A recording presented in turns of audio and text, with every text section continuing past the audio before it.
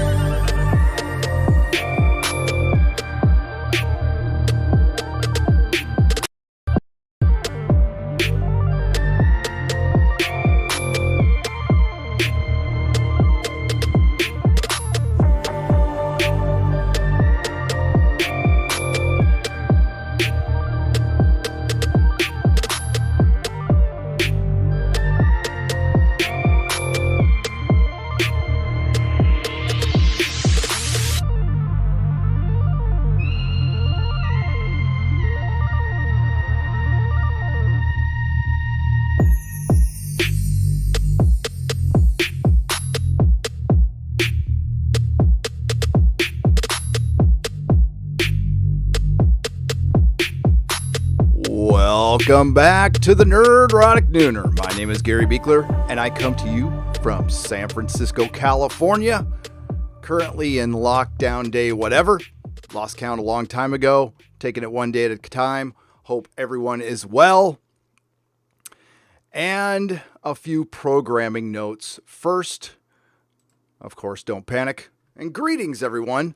I just want to let everyone know that the Super Chat Square Up from Friday Night Tights has been recorded and it will be on Nerdrotic Live Tuesday morning. I was supposed to do it Sunday and I got sidetracked with some work, but that has been taken care of and you will see that. I've been working on that this morning. I'm in the middle of working on a couple of videos, but I decided it was time for the Nerdrotic Nooner. Had to take a break and let's see who's here.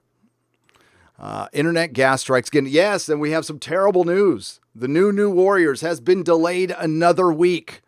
How will the comic shop survive? How? I want to know. So, Hugh Kelly is here. Andrew Bomir. Moons of Madness. Scoundrel Piled. Captain Chaos. Who knew? Mike Jackson. The Mirasphere Origins. Stuff and Other Things. David Osborne. Mike Stanbridge. And Selma Brinks. Aiden McGurr, what's up? Gary Tilbrook, that's a great last name. Frack Off Feldergarb. Zero Depressive. Professor Thaskalos, and what's up? And yes, we're going to talk about some Doctor Who because they decided to kick the hornet's nest this last weekend and screw up a good thing. The BBC could screw up a good lay, and that's exactly what they did. We still have Lord of the Rings. We do Draconides the Vigilant for now, but that could get screwed up at any moment. Tim F., what's up? That's a long timer right there, Tim F. Mike Jackson, Corey B., and Audie Rex, and Hologram Nunchuck, what's up? Greetings, everyone. All right, so we've got a couple things to go over today. I can't do a 4-hour live stream, but we definitely need to talk about the ever-changing story with female Star Wars, which I'm sticking with that one. Sorry, folks. And it looks like Disney is burying the story. Clownfish TV has been on top of this from the get-go. Midnight's Edge did a great video on it as well. We talked about it last night on The Inquisition, which was ghosted, so I don't know if a lot of you saw it or not. About an hour in, YouTube decided to ghost it, and the drill remains the same. If this live stream gets ghosted, I will restart it, and I will keep an eye on it. I've got it right over here. Let's take a look. Still there. That's good.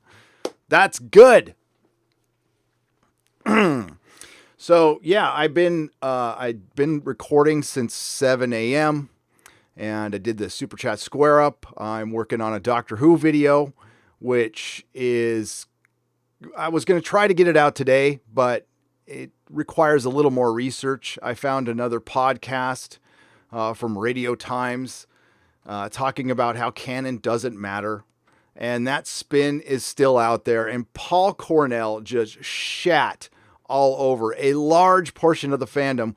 I mean, not only by blocking them, but if you watch the two epilogues that they did prior to the rewatch, I interpret both of them as a giant middle finger to the fandom. There's a lot of passive aggressiveness if you read between the lines on those, and it's not very subtle at all. So is it Emily Cook, right? Emily Cook, if I get that name wrong, sorry, from Doctor Who magazine. She has organized these rewatch parties of superior episodes of Doctor Who, the Tennant era. They started with the 50th anniversary. And then, of course, I don't know if the BBC had anything to do with this other than giving some people permission to write epilogues. And that requires Chris Chibnall's permission, but I don't think it was their idea, because if it was, they would have focused on the female doctor, the first female doctor played by Jodie Whittaker, who we can lovingly call Dr. Karen. So I think it was just a genuine grassroots effort to kind of, heal the fandom, give people something to do during the lockdown. A good thing. No problem with it whatsoever. And I think it exposed the BBC, and I think it embarrassed the BBC, especially when BBC America tried to glom on and do a watch party, a Spy Hard, and it failed miserably. And this whole thing proves that there is still an audience out there hungry for good, fun, thrilling Doctor Who. Remember the show that was for everyone.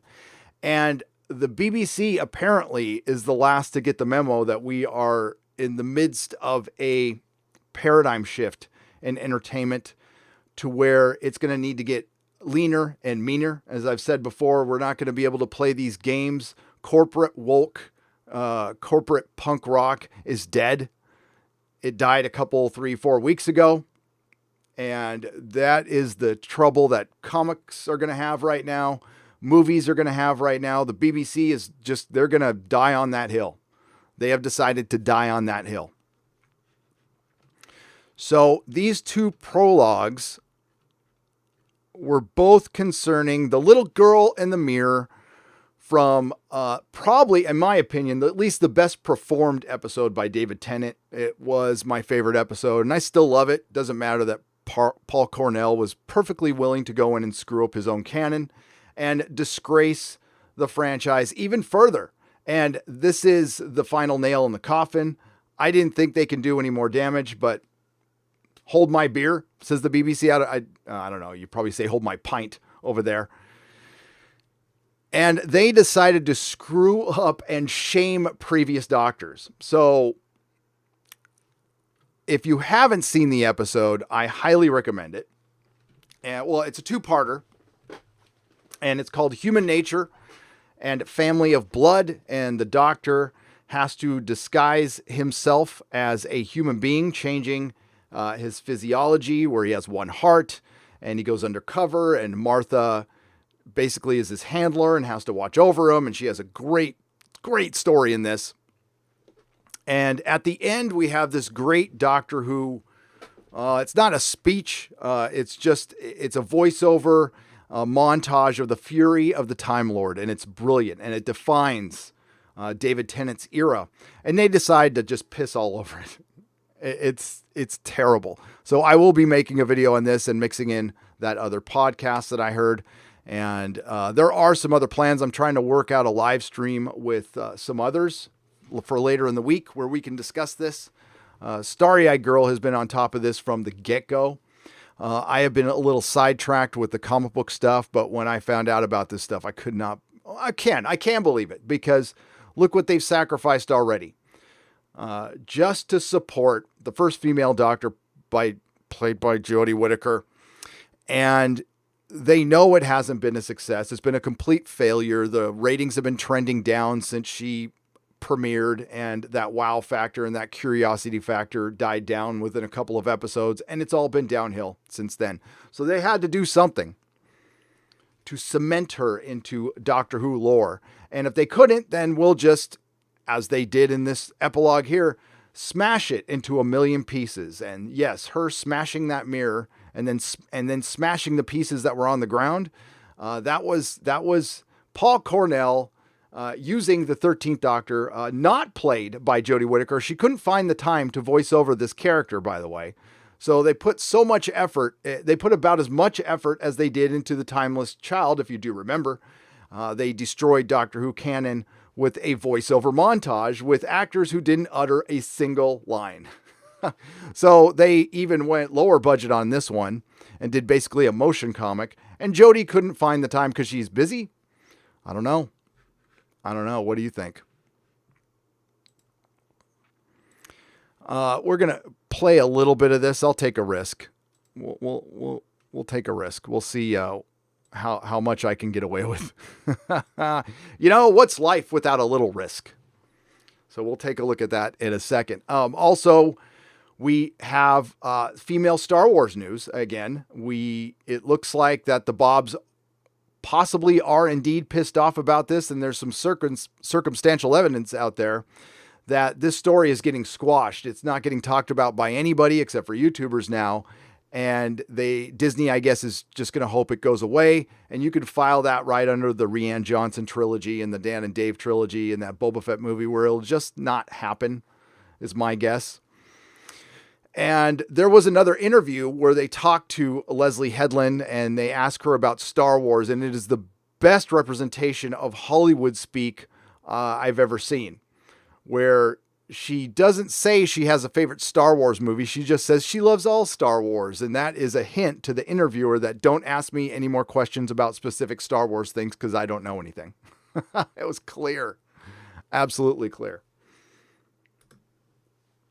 Then we have the comic shops. It looks like Marvel has furloughed a bunch of employees and things are getting worse. We're seeing comic shops start GoFundMes, and it's not looking good. I had a conversation with a comic shop owner who I shall not name, and he has decided to shut down his store, and we will tell that story a little bit as well. But first, let's deal with Doctor Who. And unfortunately, we're going to have to go to Bleeding Cool to give us a little background on this. All right. Freaking horrible website. Look at this ridiculousness. I know I got to get ad block. Okay. So, Doctor Who writer Paul Cornell pens Human Nature Family of Blood coda. Doctor Who writer, air quotes, Paul Cornell, kicked off the global rewatch and live tweet of Human Nature and Family of Blood by penning and posting a new introduction to the two-part adventure entitled Shadow of Doubt that also brought Lisa Bowerman's Bernice Summerfield and Paul Cornell penned some novels, The New Virgin Adventures, and Bernice Summerfield was the seventh Doctor's companion. From there, Cornell joined Doctor Who magazine writer and BBC radio producer Emily Cook, as well as director Charles Palmer and actor Lucy Cartwright, to offer viewers a behind-the-scenes perspective on how the episodes came to be, including some great looks at Cornell's pitch and script notes. But Cornell wasn't willing to just let the story end with the final credits, penning and posting a new epilogue, The Shadow in the Mirror, starring Cartwright and featuring an appearance from the 13th Doctor, though not Jodie Whittaker's voice, sorry. The story brings a sense of closure in a number of ways. I wouldn't say it was closure. That wouldn't be the word I would use. You can check out both of the new intro and coda for the two-parter for yourselves below. Now, the Bernice Summerfield one has something to do with the original story, because Human Nature was a New Virgin novel that they adapted for the series and obviously added to. And then there was the epilogue, The Shadow in the Mirror. Both shame previous Doctors, and both, again, in my interpretation, flip a giant bird to the fandom. Like a giant bird. So it's Snowflake in Safe Space. It's Terminator Dark Fate. It's all this crap all over again. And you just think, you wonder, when are they going to learn? When are they going to learn? Well, they're going to learn when it's too late. And it's already too late. I'm not going to be buying any more Doctor Who. And at this point, I mean, I'm angry about this one. Female Star Wars is funny. I just think that's hilarious. There's nothing that angers me about the situation at all. It's just typical, clown Lucasfilm at this point. And it shows what chaos that company's in. Announcing a show in the midst of the great lockdown. So what Doctor Who is doing is they are trying to show that, I've already heard the spin that the ratings weren't that bad, that it was YouTubers driving people away, which is ridiculous. It was a toxic portion of the fandom, the same old blah, blah, blah, whatever. Completely denying the numbers, which end the argument right there. And the numbers won't go up. People aren't going to buy into this stuff. It's what's energizing the fandom as they are reminded that David Tennant was great. Of course, you're never going to equal that. And nobody was asking Doctor Who to equal that. But I think the embarrassment comes from the reaction that we've seen to this. Huge numbers of people watching this and tweeting. And it embarrassed the BBC because it shows that there's still the audience there. They aren't just buying what you're selling. And they're not going to. And then Paul Cornell doubles and triples down. And, let me pull up a couple of his tweets. Thanks to Starry Eyed Girl for sending me these too. I appreciate it. I'm going to try to do it without showing the personal messages and all that. And we will see. Because I am blocked like everybody else. And so when you're trying to... We have this big kumbaya moment. You're bringing everybody together. It's this moment of just what fandom is supposed to be. People coming together and enjoying Doctor Who that's not preachy and talking about their favorite episode. And Paul Cornell decides to shit on it and gatekeep, block people, keep fans from interacting with him. And he used the blockchain, obviously. I've never had an interaction with him on Twitter, but I have talked to him. I've talked to him on 2 separate occasions at San Diego Comic-Con. He was signing Titan comic books. There was nobody there. There was no line, so I walked up and we had a chat, about 20, 25-minute chat each time. They were good chats. He seemed all right. And I guess this is the little pickle that creatives are in right now. It's, do you want to keep your creative integrity or does that not matter to you at all? And you just want to be a lick spittle. You want to suck on the knob of the BBC. You want to be a shill and completely sell out. And Paul has made his choice. Now, it'd be one thing if he didn't block anybody. If he didn't block anybody and he interacted with class and respect, that's one thing, but it's blocking people and doing what he did and tweeting about it afterwards. If I can't show them to him, I'll just read them to you. But let me get to the messages here. Give me just a mo.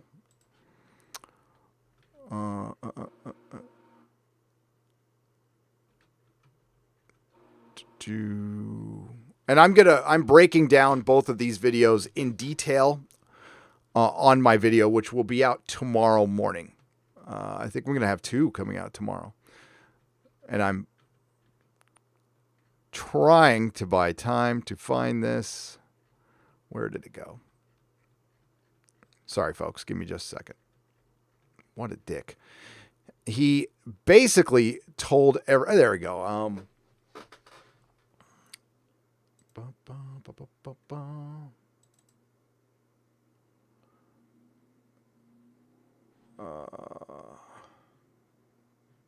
Hang on just a second. I got it. This is in personal.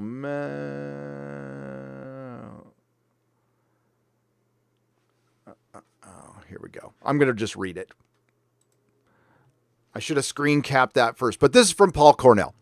The last thing I want to say is that the person who brought the first part of this trilogy, The Shadow Passes, to you was Chris Chibnall, who's responsible for all the official Doctor Who content designed to help people in lockdown. Round of applause for him. Hashtag Doctor of Mine. Now, we can hashtag RIP Doctor Who, hashtag no Doctor of Mine. That's fine, whatever you want to do.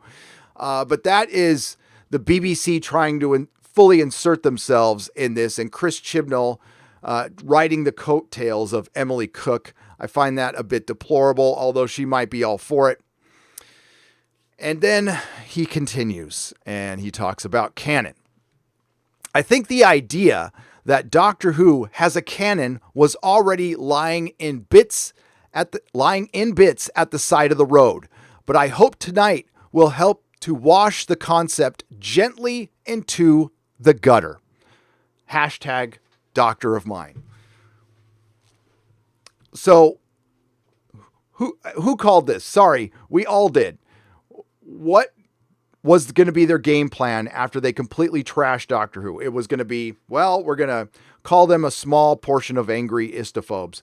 That didn't work because the ratings went down. Then we're going to say they didn't understand Doctor Who. Well, that didn't work really at all. And they're going to bring in the brain of Morbius. Then, of course, their final card to play is canon doesn't matter in Doctor Who. It just doesn't matter. People haven't been watching a story unfold for 50 years. Tell that to a Spider-Man fan, especially one who read One More Day. It's apparent that canon has become a huge problem for the BBC and for CBS and for Star Wars because it goes directly against their agenda. And I know what John Campea says. There's no agenda anywhere, but there is. And they prioritize this and they say it. Paul Cornell says it right here in another tweet where he's responding to Gareth Roberts saying, remember kids, Cornell is here to save you from the racists. And Paul Cornell says, it was important for us to feature the racism, to show it. And in a few years' time, men like that will be running the country. It's important to show racism in Doctor Who. Why? Are there still a few outliers out there who don't believe it exists? Or do you think Doctor Who fans are racist?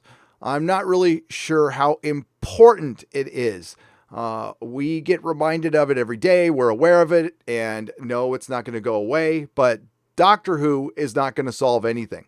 Doctor Who is not a media outlet. It is not a platform. It is entertainment. It is simply entertainment. It's not a news outlet. Sorry. It's not a news outlet. It is entertainment. And when it stops being that, people stop watching. So he's a tosser. I think I agree with Bullstrek. He's a complete tosser. Fucking jackass.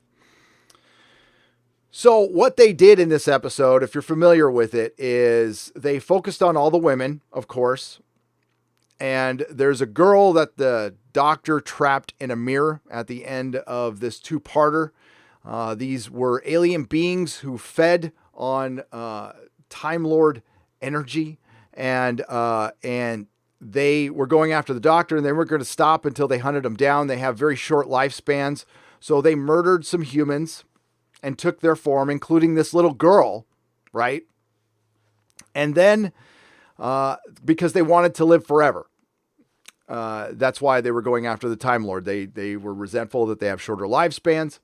So they went down to 1914 England, where it's a boys' school, and there's a lot of World War I stuff in it. It's a great episode, and they actually deal with racism in a proper way in this episode. It's one of the best ways they've done it in the show.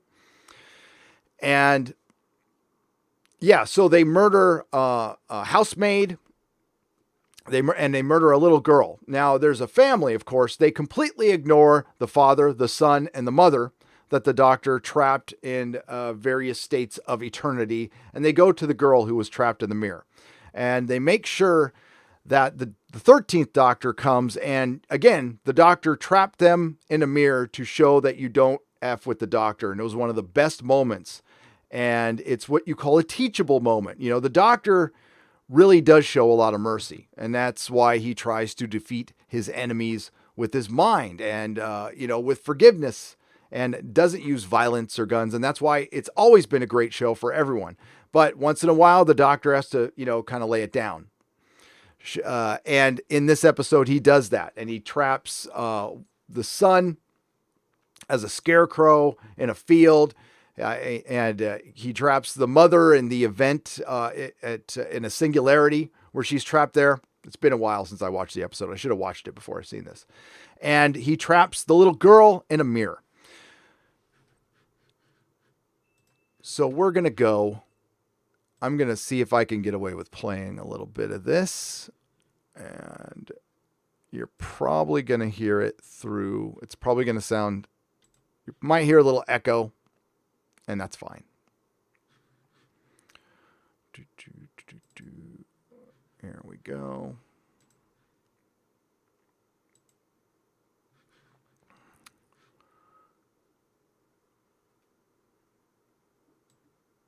Here, so you guys can see it better. And we'll have David there. And we're just going to play the end part.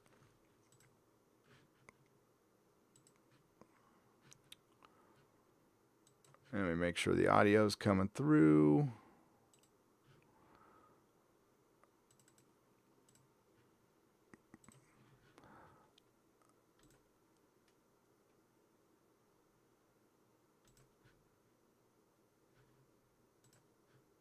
This might work.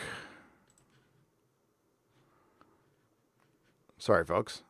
I just screwed that up. Hang on. It's going to be desktop 1. There we go.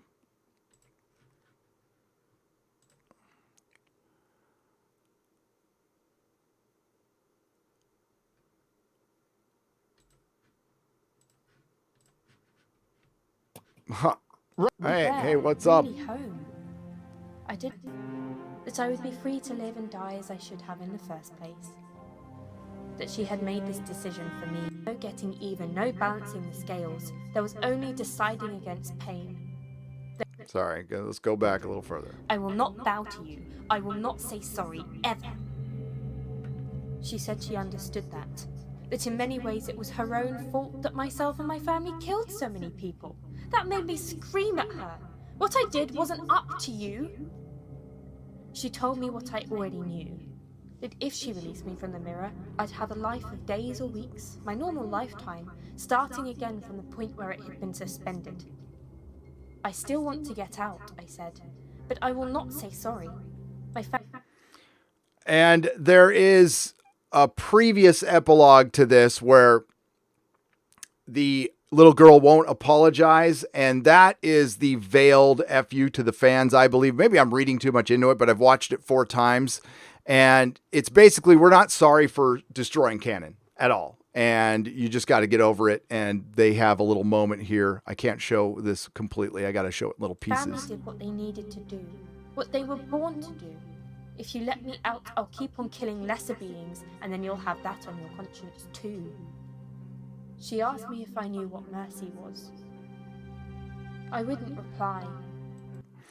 And the Doctor brings up mercy and insinuates that the previous male doctors weren't really showing that. And she's moved past that. She's evolved. She knows better than them. I'm trying to get to where, yeah, there we go. Right there. She smashed it time after time, smashed it into a million pieces. And then she held her hand out to me. The expression on her face was stern, not welcoming. She said something about this being an end to bad luck. I didn't take her hand, but I did step out of the mirror. She said there was nothing on this world. That's why she'd come to free me here. She took me to her TARDIS. She stayed looking determined as she operated the controls. She watched me in case I touched anything. I was shaking inside, trying to deal with my freedom, hoping against hope this wasn't some further twist on her revenge. But when the doors opened, there was my home. There were the spires and the great spiral troughs. There were my people, linking in the great chains, sunning themselves on the rocks in their natural form. Yep. She told me to get out. She told me I wouldn't have time to leave this place before the end of my natural life, that I would be free to live and die as I should have in the first place. That she had made this decision for me and for herself and for all her other selves. And she had made that decision for all her other selves. Now, you might be asking, hey, why did this piss off a bunch of Doctor Who fans? Well, it's Jodie going back and undoing David Tennant canon. And we've seen this before. It's not unlike what happened in Star Wars, where you end up, quite frankly, the superior characters end up being stepping stones for the female character, which is disgraceful in its way, and it does no respect to the female character. And it's the same argument that Aaron Cummings had with John Campea over the female Star Wars. You disrespect all women by saying, oh, what you have to do is you have to weaken the men, or you have to shame the men to elevate your female characters. And Doctor Who has been a study in this. And you know what? People could have been won over with the female Doctor. We've said this time and time again. It just comes down to good storytelling, but they just didn't have that, or they didn't want to put the effort into that. So what you end up doing is making people resentful. And when you keep pointing out female-centric as opposed to male-centric, that turns people off automatically.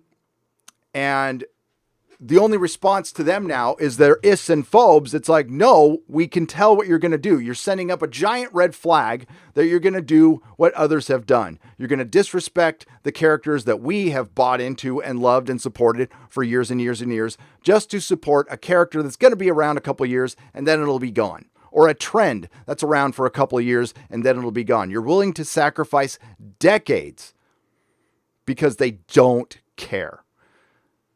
And if they did care, and if they put in a little more work and time into their stories, they could have won over a lot of fans with the female Doctor. There were a lot of fans who were willing to give her a chance. I can't tell you how many emails I've gotten from people who gave her a solid chance over 2 years and finally came over to our way of thinking and saying it's obvious now that they put no thought or effort into this. It was just, let's make it a female and we'll throw in some agenda here, and it's half-assed. It's a vanity cause.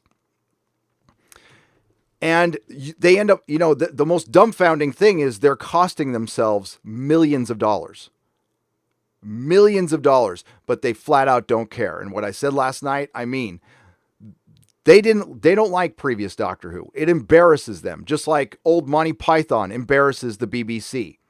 They like the money, but the product embarrasses them, and they're willing to give that up for their egos because they think they are right. These are people who are just dug in. Like I said last night, it's a religion. The woke religion, which is over. It's corporate woke. Think about this. It's corporate woke. It's not just a bunch of kids at a college who, this is their first experience in life and they're very impressionable and their professors, just influence them, and they, all of a sudden they think they have it all figured out. We were all 20 at some point, of course. Thought we had it all figured out. That's harmless. This isn't. And now a lot of them are working in the BBC. A lot of people who are not qualified are working on shows. And people like Paul Cornell have to shit all over their own work to keep a job. I mean, that's not bending the knee. That's on both knees.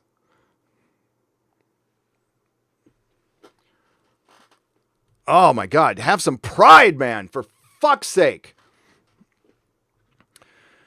So and to make it worse, I'm not going to show anymore. It talks about how they were a marginalized people. They were a marginalized people. And yeah, so the whole message is the Doctor wanted to virtue signal to herself. I can't remember who I got that from, but that was another YouTuber. And once I remember, I will give that person credit. Maybe it was Heels versus Babyface. I think it was Heels. I think it was Az. And the doctor wanted to virtue signal to herself and give herself a little pat in the back and shit all over all the previous doctors, David Tennant in particular, which kind of makes Doomcock's rumor, I mean, it's in the realm of being right. The rumor was that David Tennant was going to guest star in an episode. I think this was conflated with a comic book that was going to come out, and she was going to lecture him and all past doctors. Well, they essentially did that in this. So maybe Paul Cornell borrowed from that. And they felt so strongly about this, again, that Jodie Whittaker couldn't find the time to voice it. And they just focused on the girl. Where is the son who is in the cornfield, who is the scarecrow? I don't know if it was wheat or corn, it doesn't matter. He's still there. What if he hears about this? He's all, hey, doctor, what about my mercy? Well, you're a man. Nuh-uh. So the Bernice Summerfield one, because I didn't read the book, I didn't know what was going on, but basically the gist I get out of the story is Bernice Summerfield, the companion from the books, found that same mirror and found that girl, and it's similar to something that was maybe a character she interacted with in the book. And she shames the previous doctor as well. And they bring up the redheaded doctor, which was, put into the last couple episodes of series 12, the cop, who was the 6,722nd doctor now. And Canon's meaningless. By the way, I showed this last night. If it's so meaningless,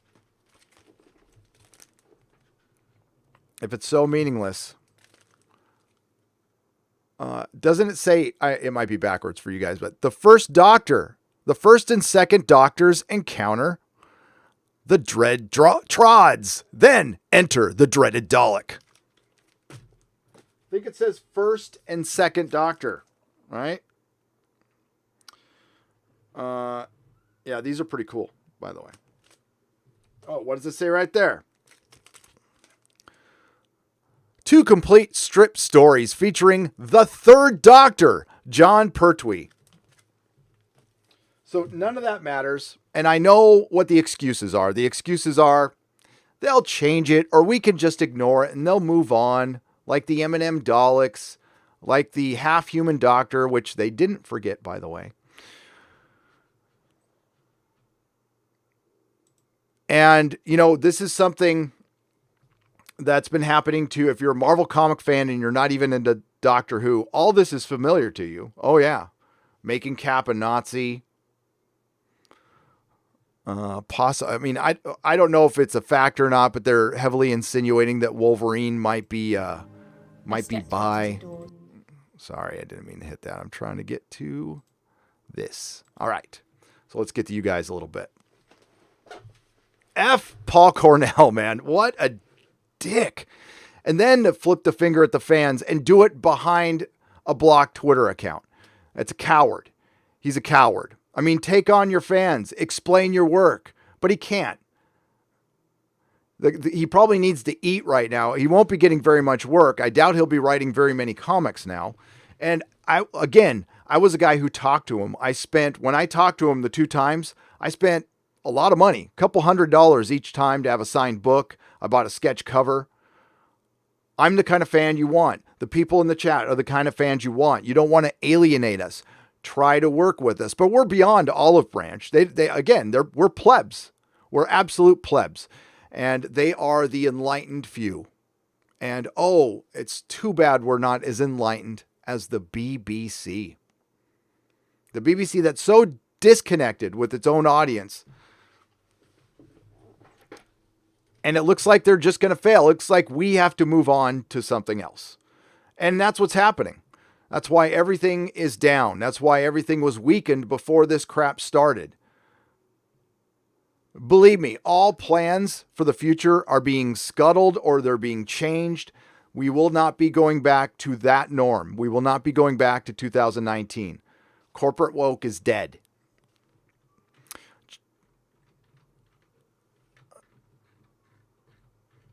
Corey B for $4.99. Jody pulls a Rose Tico and lets out the big bad trapped by tenants legitimate doctor.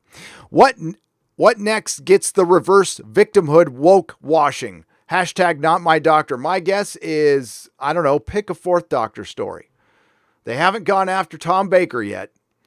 So once they do that, I mean, they're rewatching current Doctor Who. But that'll come. That'll come. There was some big news today that there's going to be some big crossover event with, the next thing they're screwing up is the Time Lord Victorious. Did you guys hear about that? Let me get to that real quick. That's next, folks. But that's later in the year. Oh my God, Bleeding Cool is the worst site. Is absolutely the worst site. But here's what's next.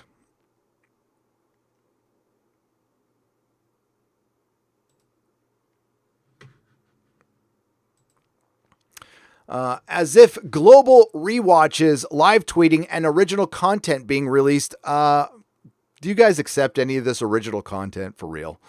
Around their favorite episodes wasn't enough. Doctor Who fans were treated to the news on Monday that that BBC Studios will be producing a multi-platform story, Time Lord Victorious, later this year. The massive immersive experience will launch in September 2020 and run over a 12-week period, wrapping up in January 2021.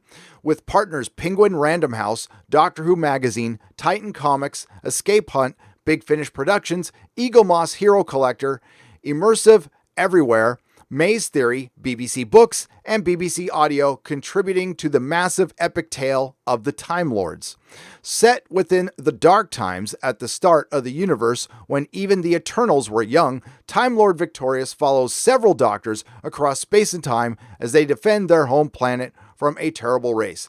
Billed as a story like no other, the project will feature the... Oh, wait a minute. How can it feature the 8th, 9th, and 10th Doctors, as well as companion Rose Tyler and monsters including the Dalek and the Ood? Who's the 8th Doctor? I am not aware of who these doctors are. It can't be our 8th, 9th, 10th Doctor. So I'm confused. I'm totally confused.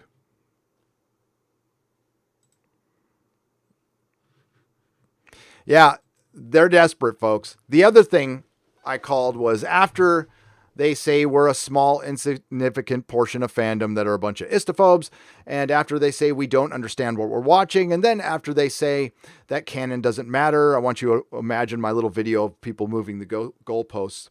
They're going to beg for people to come back and bring back David Tennant and John Barrowman, and that, my friends, is how they're going to bridge the gap from the delay that Series 13 is going to have, because I don't think we're going to see it for a couple of years.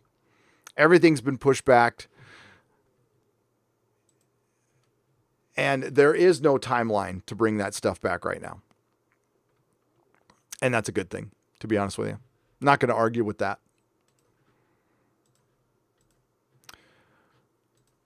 Oh, man. Too many windows. I'm going to have to knock down some of these windows.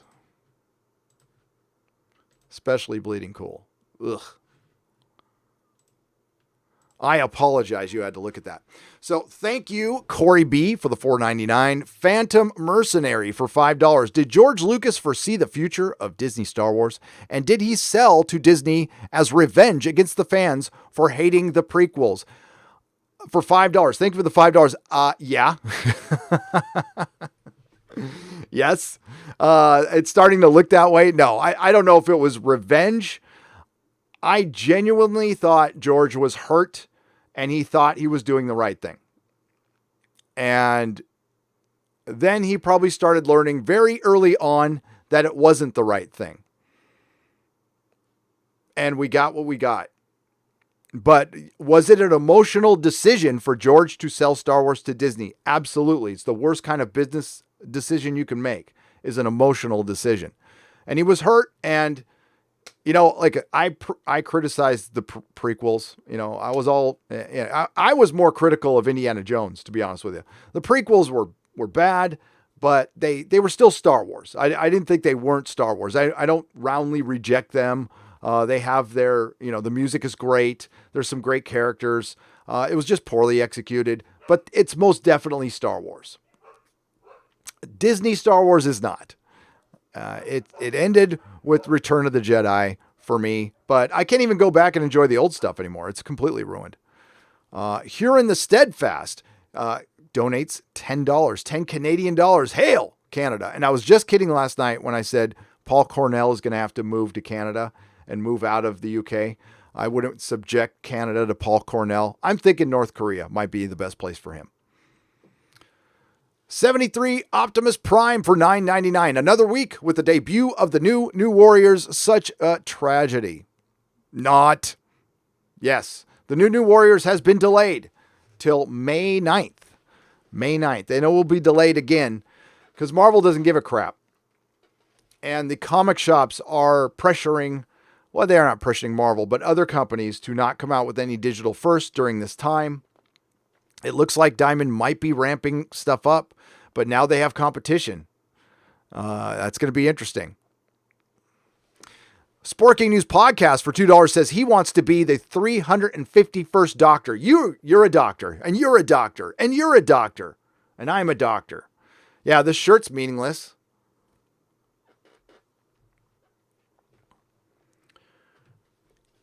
It's the kindergarten logic of the BBC, and that's how they see us.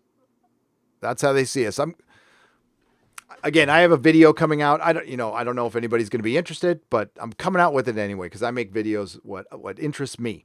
And I did run a poll today on my Patreon because I'm going to do a Star Wars video and a Doctor Who video, and overwhelmingly the Doctor Who video won. That's the one that's going to come out first. Videos take me forever. So, I've given up being timely a long time ago with that stuff. Salsa Shark and Sporking News Podcast. Hail, brother. Hail. Sporking News Podcast does a Song of Ice and Fire a book club on his channel. Go check it out. Salsa Shark 01 for $5. Friday Night Tights is my favorite content on YouTube. Whoa. Thank you. I appreciate that. That is,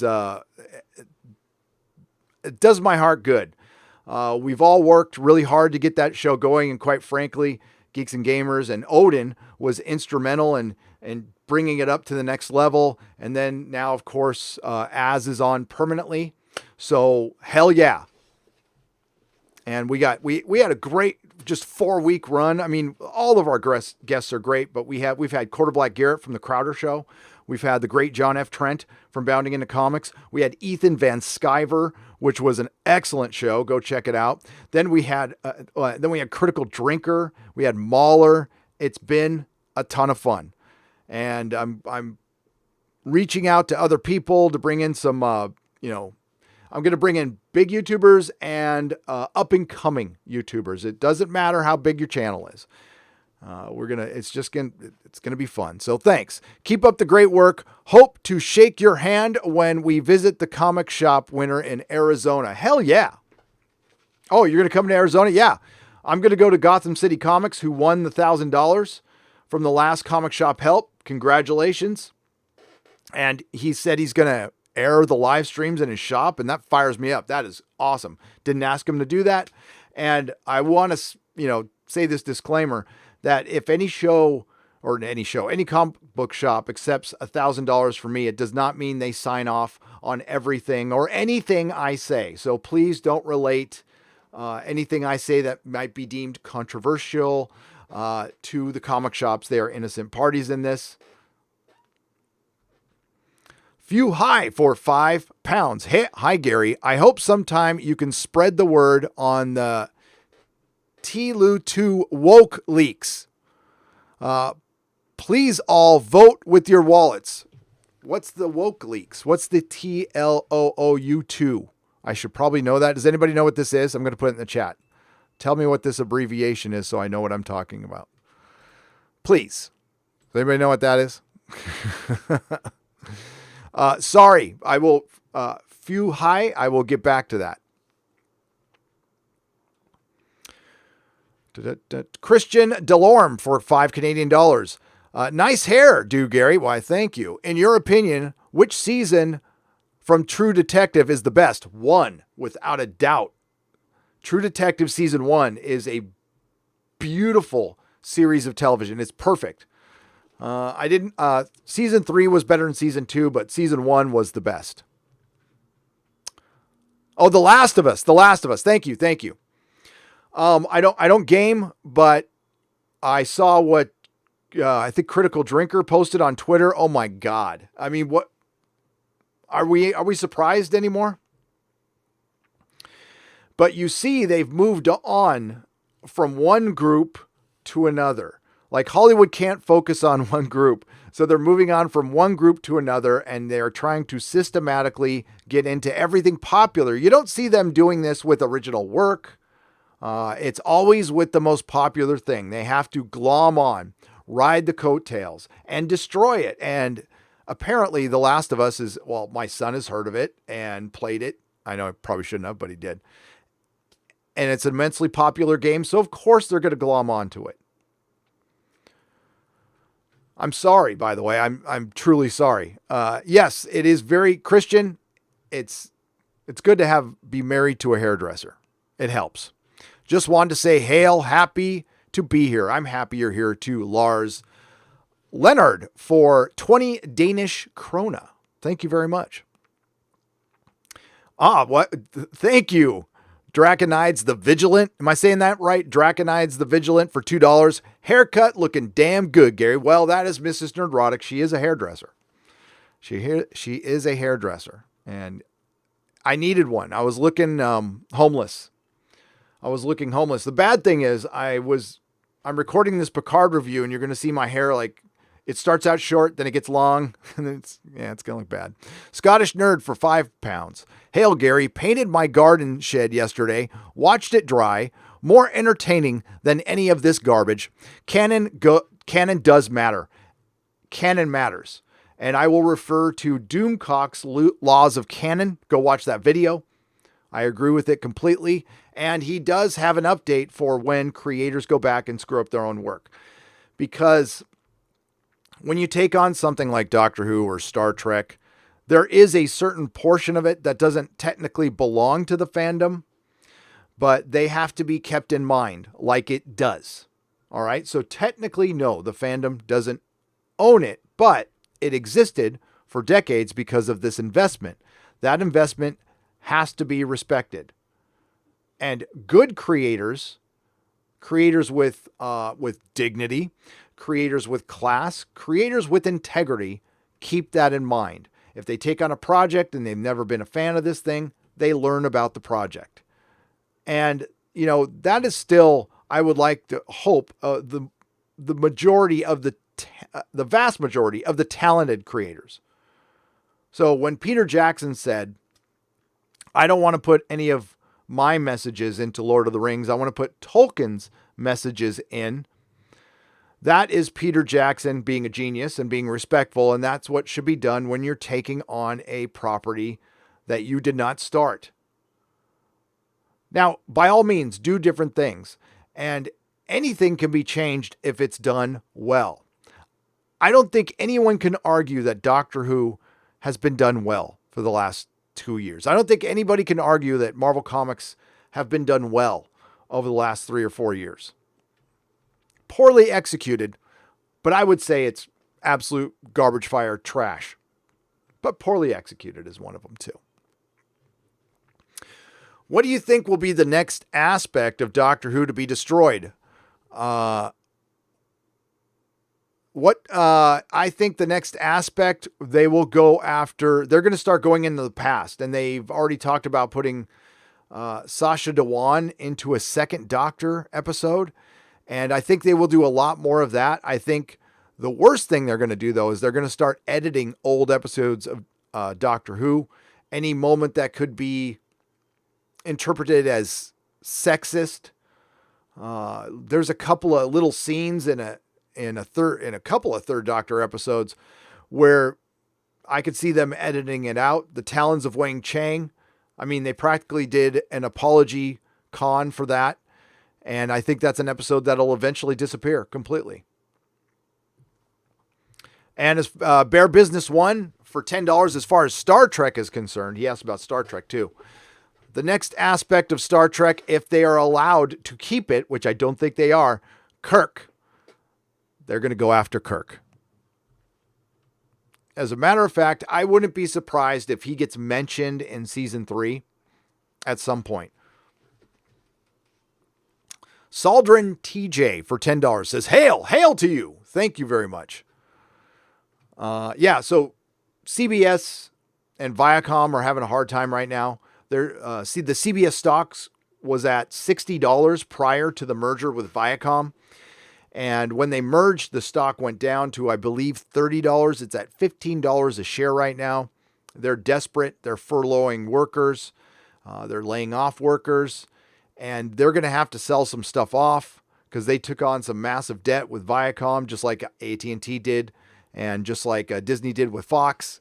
So that's what's going to change everything. I would love to say it was all us and, us voicing our opinion, but no, it's going to come down to cash.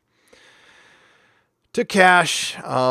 Canon matters. Every religious group and society built around a story can attest to this fact. Society crumbles without a narrative canon. Sonic Spaz for $5. You are 1000% correct. And here is the biggest problem woke Hollywood and the woke BBC had with the canon that they have been producing in all of their productions over the last 3 or 4 years. Because there is a narrative built into every single thing produced by CBS, by the BBC. It's subtle, it's there, and is it a conspiratorial narrative? Well, with the BBC, yes. With American companies, no, it's like-mindedness. So they were absolutely sure that there was going to be a female president. I don't get political here, but they were just absolutely sure there was going to be a female president, like a lot of people were. And they put a lot of things into production, and then it didn't happen, and it went against their overall narrative, and they lost their freaking mind. So much so, they started rewriting shows, and I gave the example last night of Westworld. Westworld was on a trajectory. It was produced long before the election. Then season 2 got delayed, and they rewrote all the scripts. And if you go and look at the timeline of when this was announced, it was announced in December 2016. Not a coincidence that they decided to rewrite all their scripts after the election. That is the overall narrative. And again, I don't think it's conspiratorial in America. I think it's purely corporate driven. I think they read the tea leaves wrong because Hollywood, again, is where trends go to die. They don't make trends. They are the end users. And they're not even, they used to be the pinnacle. They used to be like movies used to be the top, and they're not anymore. And they're struggling with that. The era of the celebrity is dead. There's more loathing of celebrities than loving of celebrities. A lot more. I think people get a lot more enjoyment making fun of them, clowning them on their award shows now. I mean, Natalie Portman writing in the names of all those directors and then not hiring them. I mean, these people are clowns. They're absolute clowns. Somebody pointed out to me on Friday Night Tights. Oh God, who was the guy who did that horrible James Bond theme? Was it Sam? Is it Sam Smith?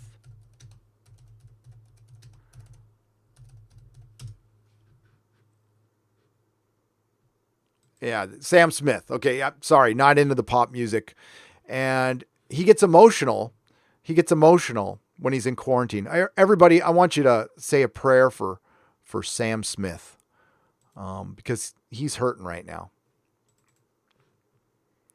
He is hurting right now.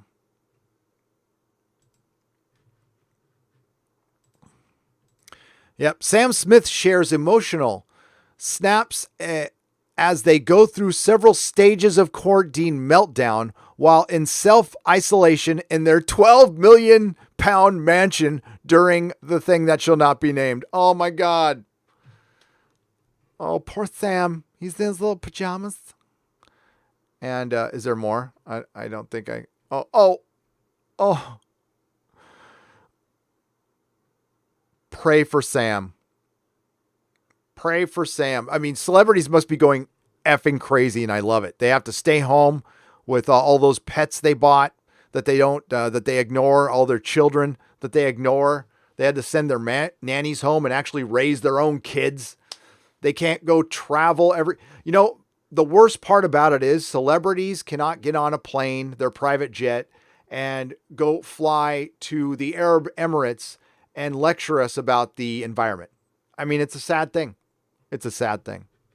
I really feel bad for the celebrities. And yeah, I did see that comedian on Twitter, the thank you celebrities thing. That was pretty funny. Let's see if I can find that.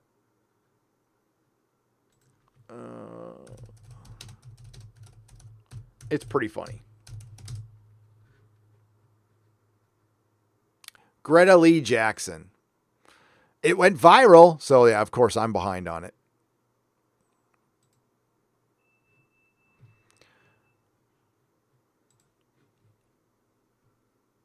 What the hell? Let's play it. Boom, boom, boom, boom, boom.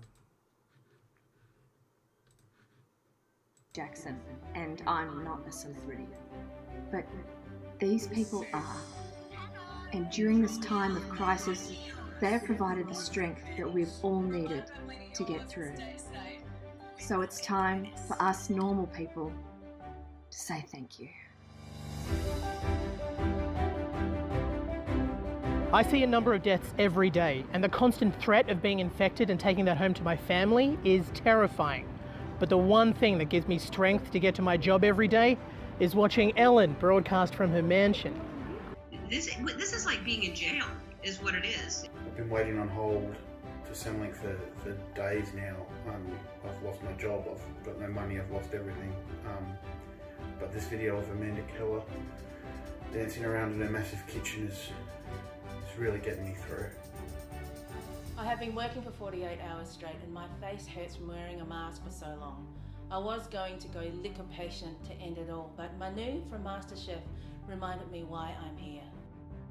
I just had to break up a fight in aisle 3, and every day people call me a f***ing c***. But having Sam Armitage reassure me from her sprawling rural property really makes it all worthwhile. We're all in this together. My landlord refused to, give me a decrease in rent, so I'm out on the street. But this bloke on the beach, man, he makes me feel better. I don't know who he is, but if I knew him, my life would be beautiful. My mum died, but look, it's Alf from Home and Away. We really are all in this together. Thanks, celebrities. Thank you, celebrities. Thanks, celebrities. Thanks, celebrities. Get back to work, you Thanks, celebrities. From the bottom of our pathetic little nobody, unfamous, worthless, dogshit, broke-ass hearts. Thank you. You are the true heroes.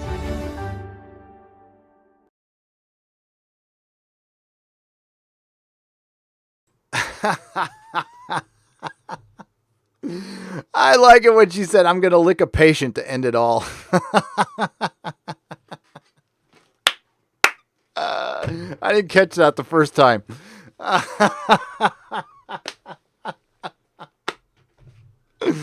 That's terrible. Sorry. Oh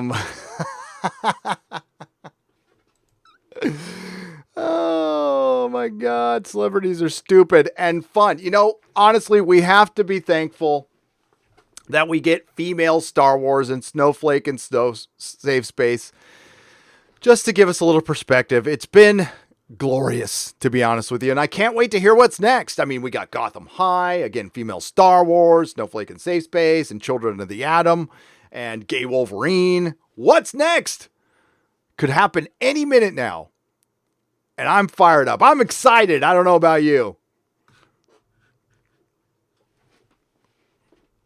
Han Solo had sex with Chewie. I guess we can all assume that at some point, right?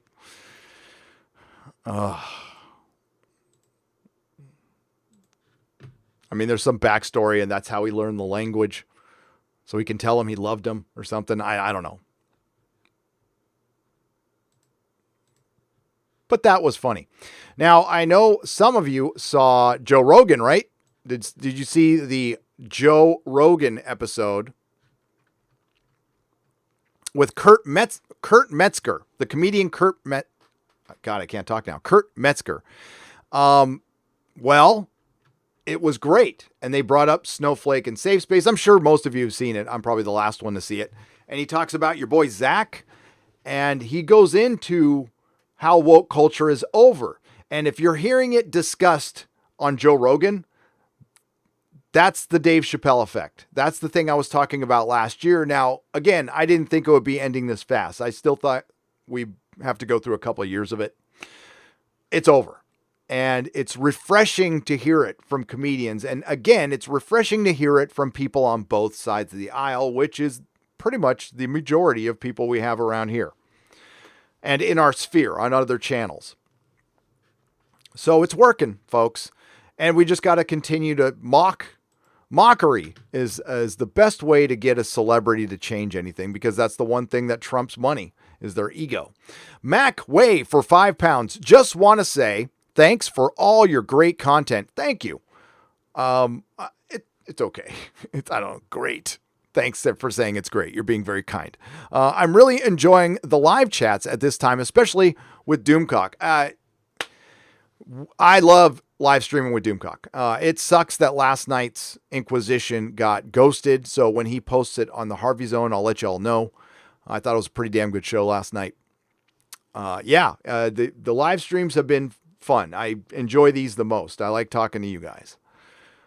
Recording a video is fun, but I'm by myself. I'm isolated in this room. And that's what I was doing before this stuff happened. So I'm grateful to have this as a gig. I don't know if I'll call it a job. I think it's a gig. I think it's a gig economy. And with the wife with her salon closed right now, and don't get me started on that. The reason I got so sidetracked this weekend is because I watched something from the news. And this is why I don't watch the news. I watched a thing happen on the news and it pissed me off. And I can't talk about it here. It sucks. I can't talk about it here. But yeah, that's why it's important to have our canon, to have our escapism for moments like this. And that's why we're having to go and watch old episodes of Doctor Who. And look at how dumb Star Trek is. Star Trek, CBS, you're stupid. I'm going to give you an idea right now. Do what Emily Cook is doing. Start Star Trek watch parties. And if you've started them, nobody's heard about it. Start Star Trek watch parties. But you know why they won't? You know why Kurtzman will not sign off on it? Because it'll remind everyone how shitty Star Trek Picard is. And that's what's happening with Doctor Who. So we're having to go back and watch old episodes of stuff. And the best example of a show that just got pulverized at the end, and there's still a big corporation out there that doesn't think there isn't permanent damage, is Game of Thrones. They're still full steam ahead on this prequel, but they ended up canceling 5 other ones because of the disaster that was Game of Thrones Season 8. And remember, you guys all remember, that at first, even after the final episode, there was people out there spinning it, saying, it wasn't that bad. The majority of the people liked it. You don't know what you're talking about. It had 18 million people watching. And then they canceled 5 prequels. So there's what you hear in the media, and then so many people taking creatives and people who work on these projects at face value. Paul Cornell, of course he's going to, again, be a lick, spittle, and kiss ass because he works for the BBC. That's pretty much his only job right now. And Jonathan Frakes coming out and attacking fans after Shaban attacked fans. It's because he works for them. He's contractually obligated to kiss their ass and not say anything bad. So that's why it is important when we do occasionally hear from a Mark Hamill, who I'm not very fond of these days, but when he spouts off, or when Russell T. Davies spouts off and clowns Doctor Who, which he did. I did a live stream on it a couple weeks ago. So we need to focus on that. I know a lot of people are upset But not, Russell T. Davies isn't bending the knee. He's taking part in it because he's a good guy. And I'd love to have him back, but I wouldn't want him back under the current regime, and he doesn't want to come back under the current regime. So that tells you Russell T. Davies doesn't want to return to the woke BBC. That should say it all right there.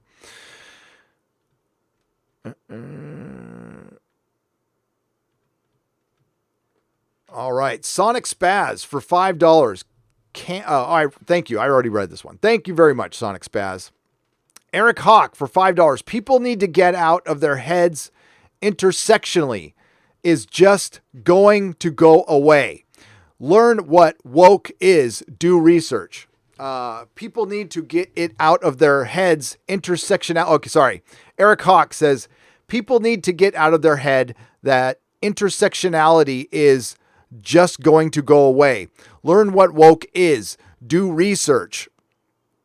Intersectionality is going to go away because it's not selling anymore. Now, is it going to go away within governments? No. Within political parties? No, I'm not talking about that. I'm talking about pop culture. Will it always be there in some aspect? Sure, absolutely. And I think a lot of people just, because it's a lot easier to say woke than intersectionality all the time. I think woke just paints, I think people get the gist. Intersectionality isn't going to work very well with a video either. But you're right. You got to do research, and you got to find out that this has been going on for quite some time, and it's not going to be an easy fight. And that's why we have the fight here in pop culture. George Forrest Jr., and thank you for the $5. And you're not wrong. You got to do your research, and you got to find out what's going on. And believe me, I've done plenty, and I still learn stuff every day. Every day. It's not what I intended on doing when I started this channel. Believe me. I think Karen Kennedy is bit off more than she can handle with the press release. George Forrest Jr. for $4.99. I believe so. I believe now that I've watched the Midnight's Edge video and I've watched Clownfish TV, got caught up on it, read Bounding into Comics. It certainly looks like she signed off on it. I don't see how that benefits Leslie Headland by going around both Kathleen Kennedy and Bob Iger's back. I don't think you get a show made that way. So Kathleen Kennedy had to sign off on this. And as far as her going rogue, I think she's always been kind of rogue. Rogue from George Lucas, rogue from Bob Iger. Think about it. Kathleen Kennedy probably thinks that she is responsible for a lot of those Spielberg films because she brought some people some coffee. She made some phone calls. She brought in some rich investors. That was her thing. So she was probably a good schmoozer, probably really good at bringing people together. She said she wasn't a very good secretary. That's her own words. But yeah, they bit off more than they could chew with this one. So I can certainly believe there were meetings. Now, I don't think there were face-to-face meetings. I don't think there's any face-to-face meetings happening, but I think there's a lot of Zoom going on, Google Hangouts, maybe on their own forums, or like Midnight's Edge said. Captain Spire for $5. You get that email. You get the email live stream Doctor Who debate. I did. I'm going to watch that. That's going to be part of the video, Captain Spire. What I'm shocked is no one understands we're having this debate because of the Jodie Doctor and the writers. Yes. No. They want to believe that we're all ists and phobes. And that's the hard time they're having right now, is they have now come to terms that, yeah, there's a little agenda there. They might not agree with how much, but a lot of people are starting to see it, and they realize that it's objectively bad, but they cannot agree with people they have called ists and phobes, because that would be admitting they were wrong. And the reason the numbers grow with RIP Doctor Who and the Fandom Menace and just people here on YouTube is because people are smart. They're sussing it out. We're not the thumb-sucking a-holes that the BBC thinks we are. So that's the one thing that I thought British television used to do so well. They used to treat the audience like they actually had a brain in their head. That it was much more intelligent than American television. And that's why I appreciated it. You know what? Yeah, I had to go to a thesaurus sometimes, and not that my vocabulary is great, but it improved because I listened to Monty Python and I read Douglas Adams. And American television is lowest common denominator. And you know, now the BBC is doing the same. American television used to be that. Now, things were going good for a while. Like I said last night, up to 2015, we were getting some damn good television. It looked like we were heading into this new era. And that's why I focused the channel. I'm like, I'm going to cover television. It's more interesting to me than movies are, other than the MCU.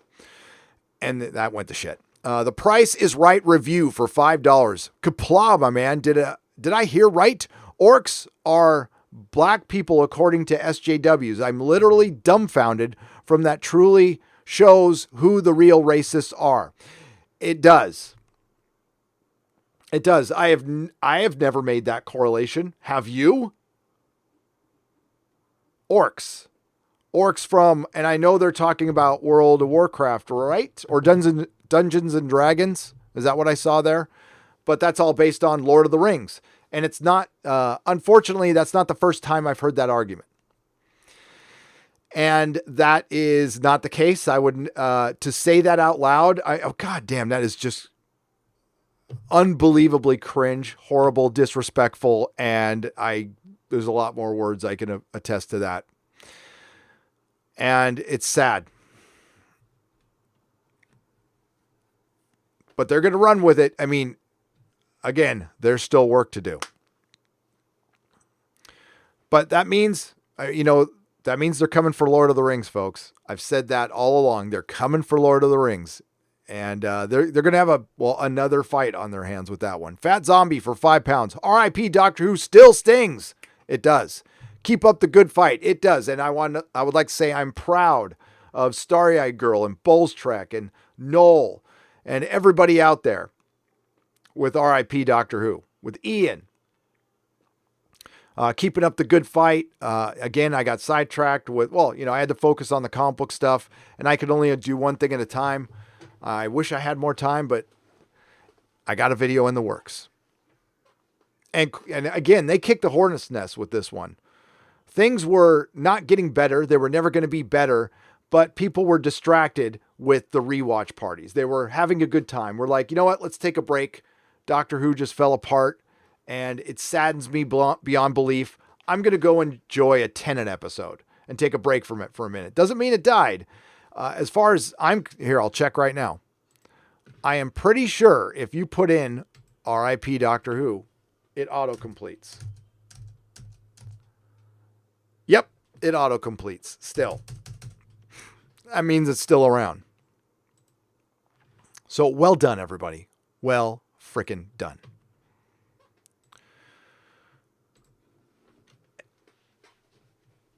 Exia Valens for $10. Hey, Gary, my conspiracy senses are tingling.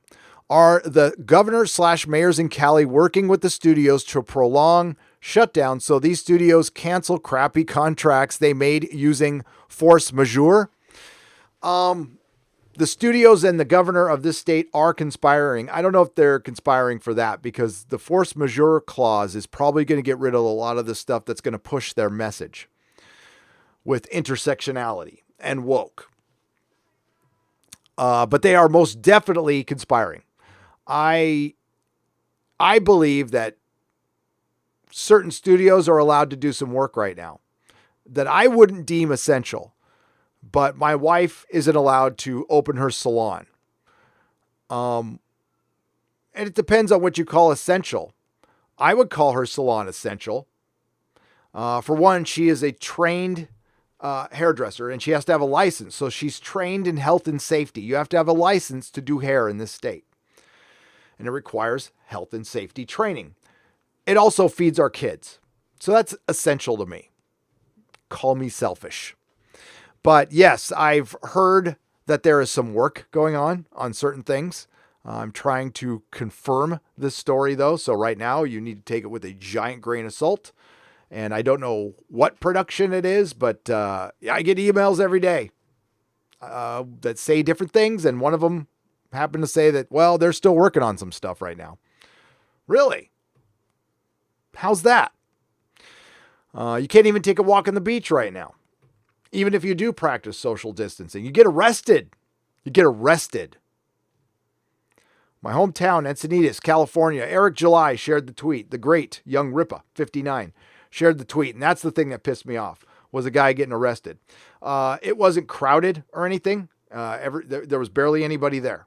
So, I mean, by all means, be responsible. For God's sakes, be responsible. Okay? That doesn't mean we're going to go like lick patients or anything like that. But there, got to be a happy medium, man. Oof. Casey Osowski for $10. Gary, I admit I didn't see the Doctor Who rewatch, but it really shocked me to think a writer would F with his own work for a few bucks. I hope he pukes on them. Casey, I don't know if he got a few bucks. I'm thinking he did that for free. I'm thinking he just wanted attention. He got a lot of love. But we all know that Twitter is not the real world. If Twitter was the real world, the Doctor Who ratings would have been good. And they weren't. And that ends their argument every time. You can spin, well, Canon doesn't matter. Well, apparently it did. To millions of people. Let me do some maths here. 10.2 million people watched the first episode of Series 11. And just a little over 5 million people watched the last episode of Series 12.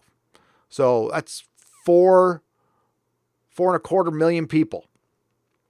It's almost half your audience gone in 2 seasons. And it just trickled down and then it fell off a cliff. And they lived off that first episode for the longest time, but they can't. They can't anymore, but man, they're going to dig their heels in. We're going to show you.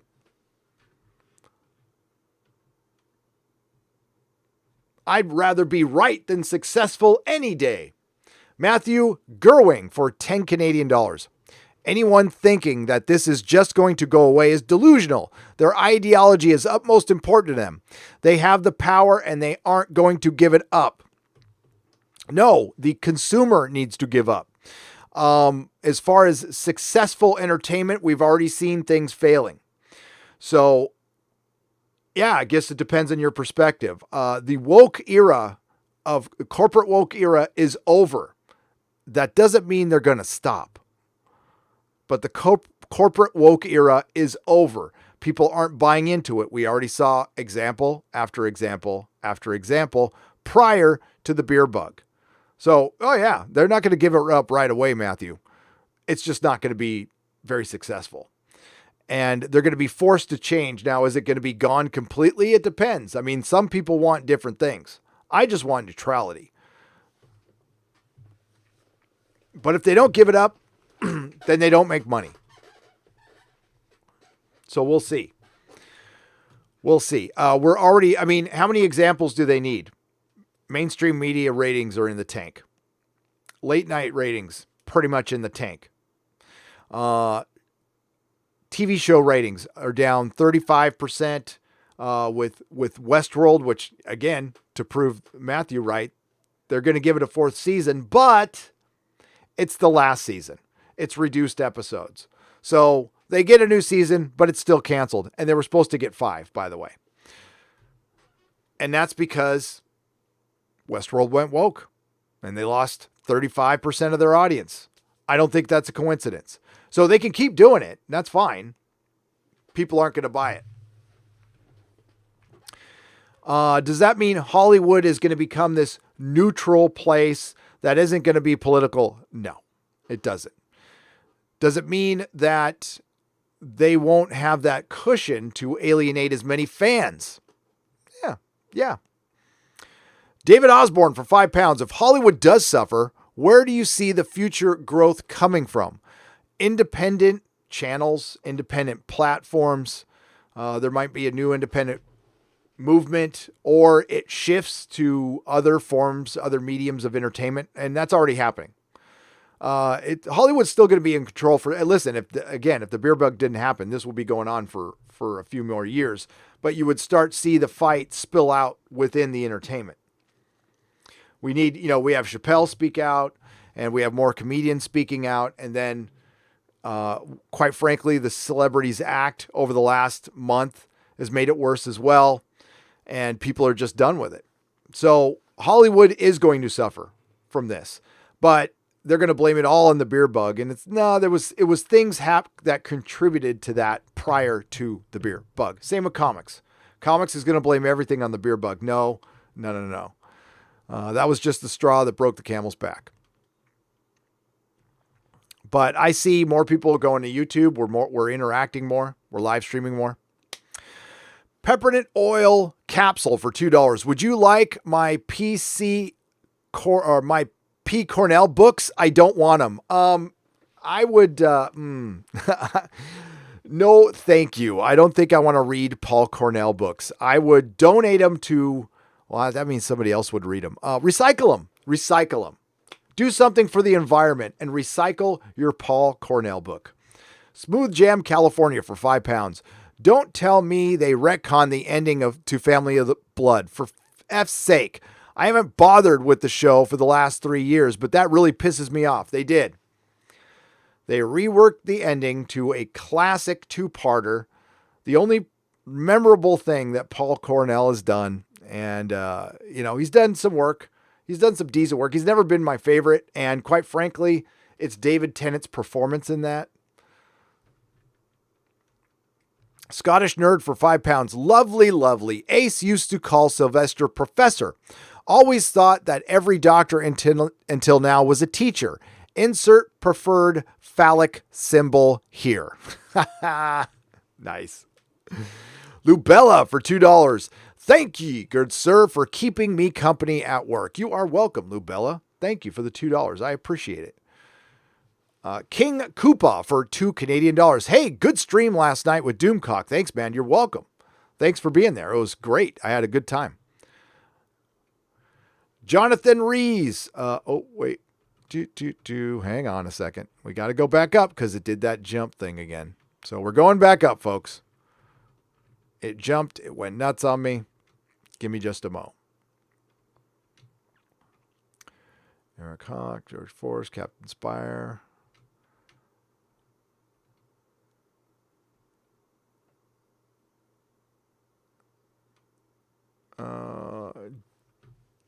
Japla 821 for $5. My local hobby shop still didn't get the money it needs from GoFundMe. I'm a little worried. Hobby shops are going to get screwed hard like comic stores. Why didn't they get their money?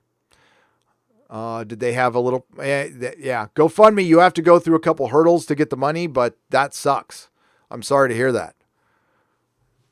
You got to dot your I's and cross your T's. As I said last night on the Inquisition, my Paul Cornell rot. It made Paul Cornell rot in fandom hell. Theta Sigma for $10. Thank you. And yes, I want him to rot in fandom obscurity. Absolute obscurity. He lost his nerd card, selling out on his own work. How pathetic is that? I mean, it's sad. It's just sad.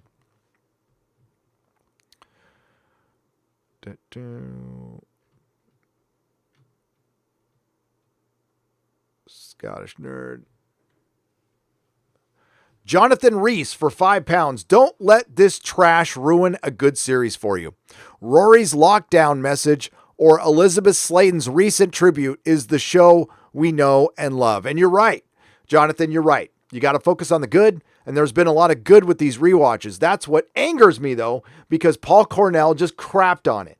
I was leaving that stuff alone. I was trying to catch him. The thing is, it's early Friday morning when they were doing some of these, and I'm either not awake or I'm working on Friday Night Tight, so I couldn't partake in the watch parties because they're on British time. And I saw some real good in it. I loved the Elizabeth Sladen thing, but no.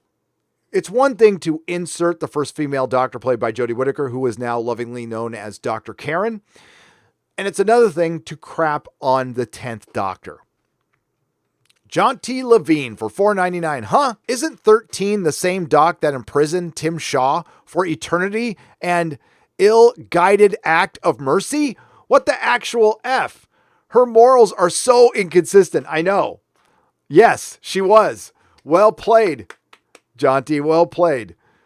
Absolutely. Good point. I'm actually going to put that in my video. I'm going to screen cap that. Hang on. Screen capping right now. There we go. Screen capped.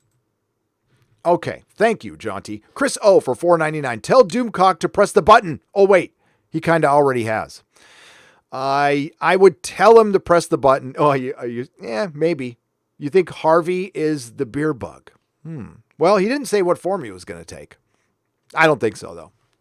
Because it's not the end of the world. This isn't Yellowstone blowing off. This isn't the sweet meteor of death coming down. This isn't the end of the world. It's serious. It should be taken serious, and I think we have. I think we've done our due diligence. I think we have a lot of data now, and I think it's time to make some decisions.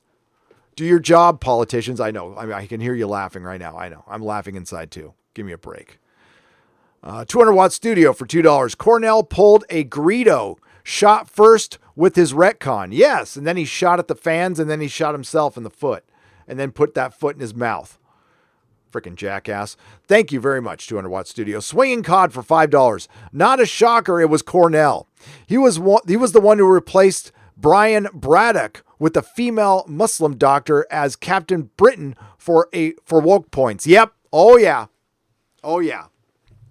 Captain Paul Cornell.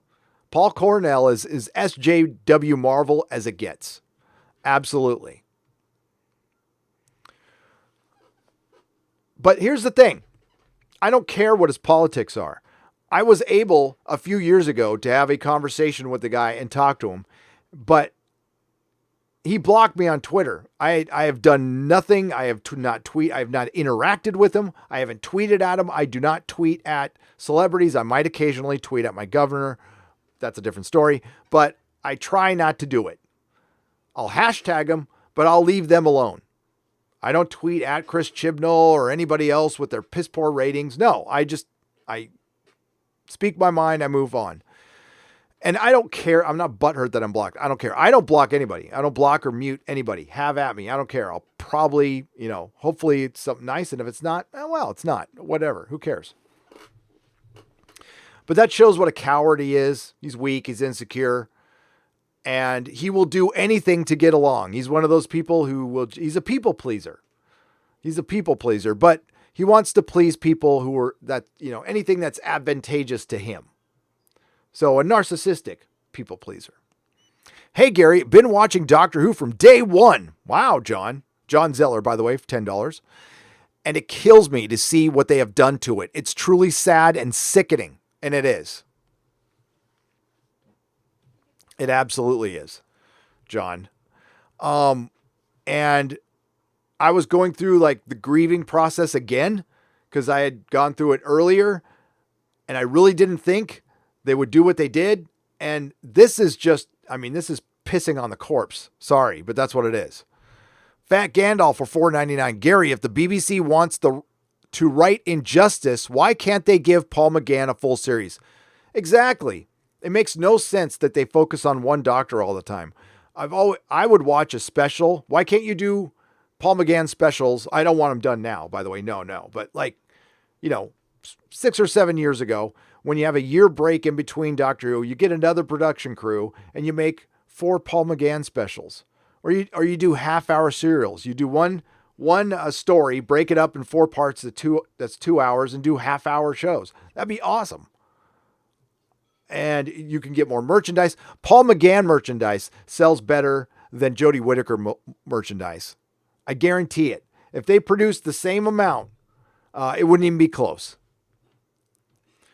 John Harrison for £5. Hello, Gary. So I watched the ending of season 6 of S.H.I.E.L.D. Coulson dies and becomes a life model decoy. So Picard just copies other shows, it seems. Other shows, other video games, themselves. Yeah. Oh, yeah. There's no originality with that show. Will Gentry for £5, saving their planet from a terrible race. So they're saving Gallifrey from the white man. Insert eye roll so bad you can see your brain here. Will Gentry for £5. Yes. I didn't know I could roll my eyes that much for 3 or 4 minute short. listen, the BBC is efficient. They have been destroying a decades-old franchise in minutes. 1 hour here, a few minutes here, total destruction. Keller Ranch for $10. These days, I think the Doctor actually did die on Trenzalore in my mind canon, which sucks because I thought Peter could have also... Oh, my God. Oh, I love you, Mrs. Nerdrotic. I'm going to read that again, Keller. Excuse me for this brief Pete's interruption. It's so good when it hits your lips. Keller Ranch for $10. These days, I think the Doctor actually did die on Trenzalore in my mind canon, which sucks because I thought Peter could have been so much more. Agreed, and he could have been so much more. It's not his fault. I mean, he buys into that politics, and he did utter some pretty cringy lines that I'm going to put in the next video. But he didn't write them, and I don't think he's happy with what they've done to Doctor Who. Now, maybe that's me projecting a little bit. I don't know. Winter Wind 89, $5. Hey, who knows? Maybe we'll get lucky. And the time between now and season 13, the BBC might get defunded. The show put on hiatus, canceled by default. That's the one good thing that can come out of this, folks. This isn't... Oh, why is my phone talking to me? I didn't say Google. Now, this isn't a good situation. But, you know, if you want to look at the glass half full... Star Trek Picard could get canceled. Star Trek Discovery could get canceled. Doctor Who could get radically changed or put off. Here's what they're facing right now. Declining ratings and a 2-year delay. I mean, it's dead. You can, listen, Looper and What Culture can make all the damn videos they want. They can spin it all they want. It's dead. So I'll be here in 2 years going, remember when I said it was dead? Remember when Winter Wind 89 said it was dead and he was done? And remember when Will Gentry said it and Steve T? Told you so. And maybe, just maybe that's why, you know, you got 1 million subscribers and you only get 50,000 views on a video. That was mean. I shouldn't say that. Dr. Crow for $2. I'm a doctor. Well, yeah, you're a doctor. It says it in your title. And so is James Fowler. And so is WTF Viewer. And Gail Simone's side, I'll say, nemesis is a doctor as well. Yeah. Norwegian Kryptonian for 22 Norwegian krona. Did you enjoy the Gilmore Pompeii Blu-ray? Shine on. I haven't seen it yet. I have to see The Lost Room first. I have my order of things to do. So I saw some Bollywood stuff, which Bollywood is, it's different. It's different. I didn't say I hate it. I'm not saying I hate it. Somebody was kind enough to send me some Bollywood. So I'll watch that probably within the next month. Norwegian Kryptonian. I apologize. I thank you. I love Pink Floyd. I love David Gilmour. And I thankfully, before all this thing went down, I got a new receiver. So I have 7.1 sound and I can listen to it on 7.1. So thank you again. Somebody sent me the Avengers as well on Blu-ray. And not the Marvel Avengers, the proper Avengers. Emma Peel. Eskimo Phono for $1.99. Friday Night Tights makes my pants tight. LOL. Wow. Maybe that's our new tagline. Is that our new tagline, ladies and gentlemen? I think so. Friday Night Tights. It'll make your pants tight. Yeah. Oh, that's good. Sean Johnson for $5. Hey, Gary, finally caught a live stream. Thanks for keeping us sane with all the good content. Why, thank you. Sorry, I'm totally distracted because my dog got trapped in here. Come here. Come here. This is my little rat. Gomez. He's an old man. He's always kind of scruffy looking. And he always gets stuck in this room. So give me a second. Get out.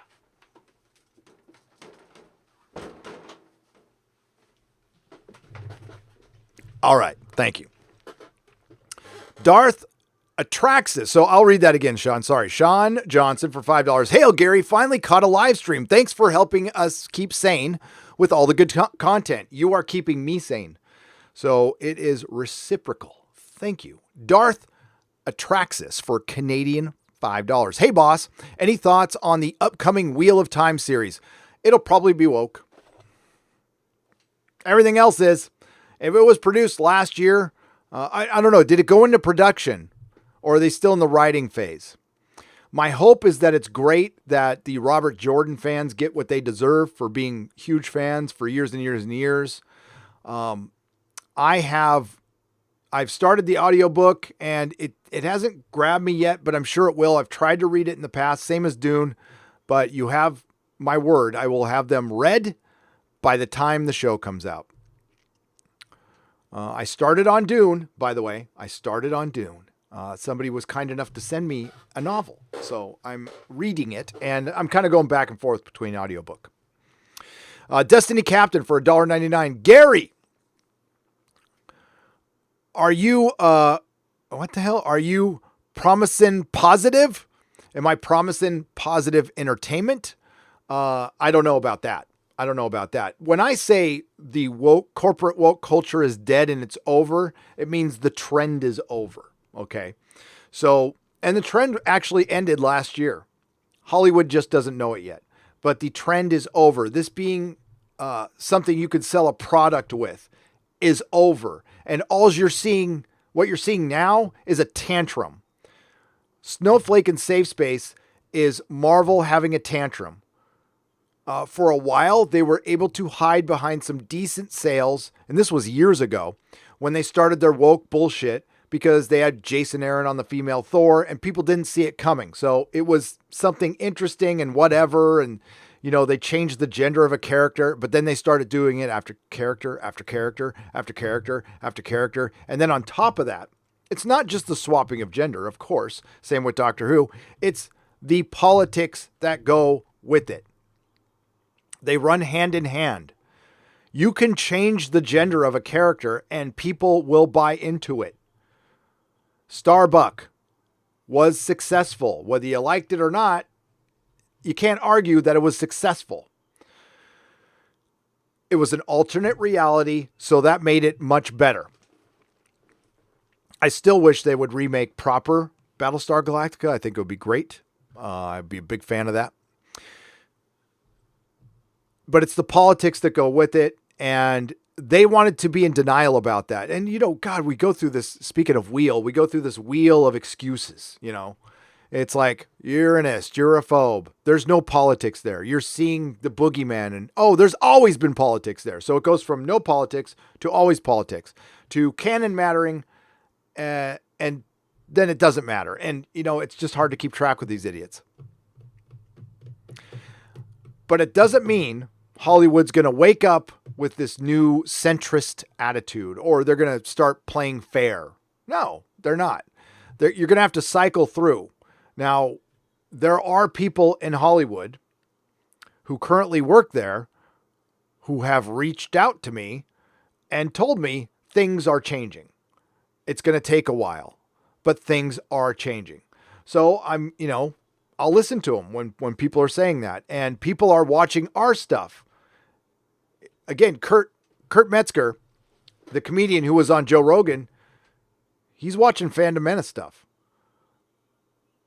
He was pretty well versed in Zach videos. He couldn't remember the name of the channel, but as far as what he was talking about, as far as the message, he was listening.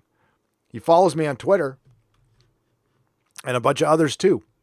I reached out to him a little bit. I said, "You're awesome." I told him he was my favorite comedian now. Who knows? Maybe we'll get him on the show. That'd be pretty cool. Anyone looking for lockdown binge fodder should check out the old Darren McGavin Kolchak the Night Stalker series. Hell yeah, Ike in 1906. Hell yeah. Absolutely. I endorse that. Electric Maid for $5. Big howdy to Nerdrotic. A big howdy back to you, Electric Nerdrotic. Did I say Electric Nerdrotic? Electric Maid. Sorry. Viperia69 for £5. Current Doctor Who is worse than the last series season of Old Who in the 90s and the TV movie combined. Oh my God, yes. 90% of BBC shows have been trash for decades. They've been trash for the last few years. I don't know about decades, but I enjoy I enjoy all the Seventh Doctor adventures. Anything compared to Jodie Whittaker's era is great. I like the Paul McGann movie. I mean, you know, the production value was low, but I love the TARDIS in that. Oh, it's perfect.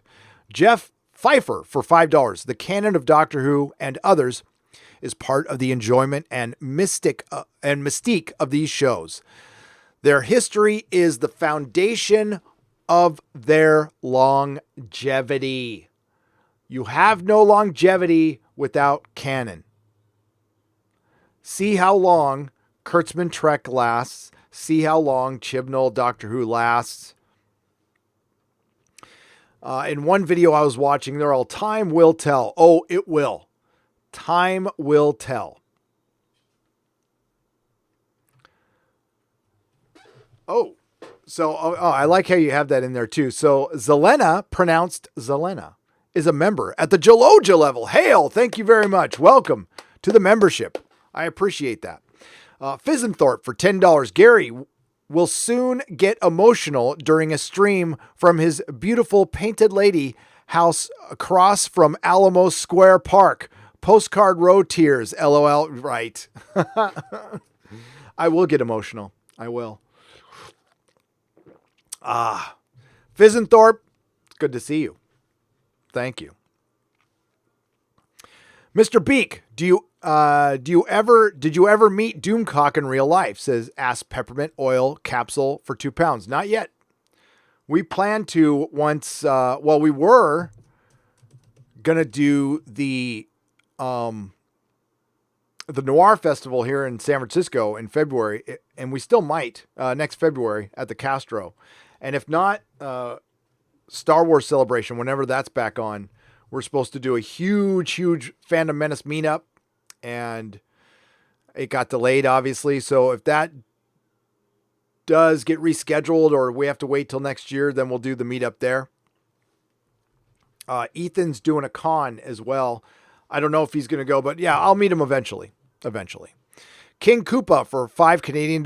Hey guys, just to know, did Gary read my super chat that I was, Gary did. Okay. Hey guys, just to know, did Gary read my super chat? I had to go because I was blocked on Facebook because I posted something Trump. So I deleted my account. So you posted something on Facebook about Trump and they deleted your account? But I did read your last super chat. I'll read it again. Sorry. There was, I don't know if there was broken English there or what, but his last super chat was, nice stream last night with Doomcock. Thanks guys. And you're welcome. So I'm going back down here. And so if you're posting about the Orange Man on Facebook, they're deleting your post. Not, I believe it.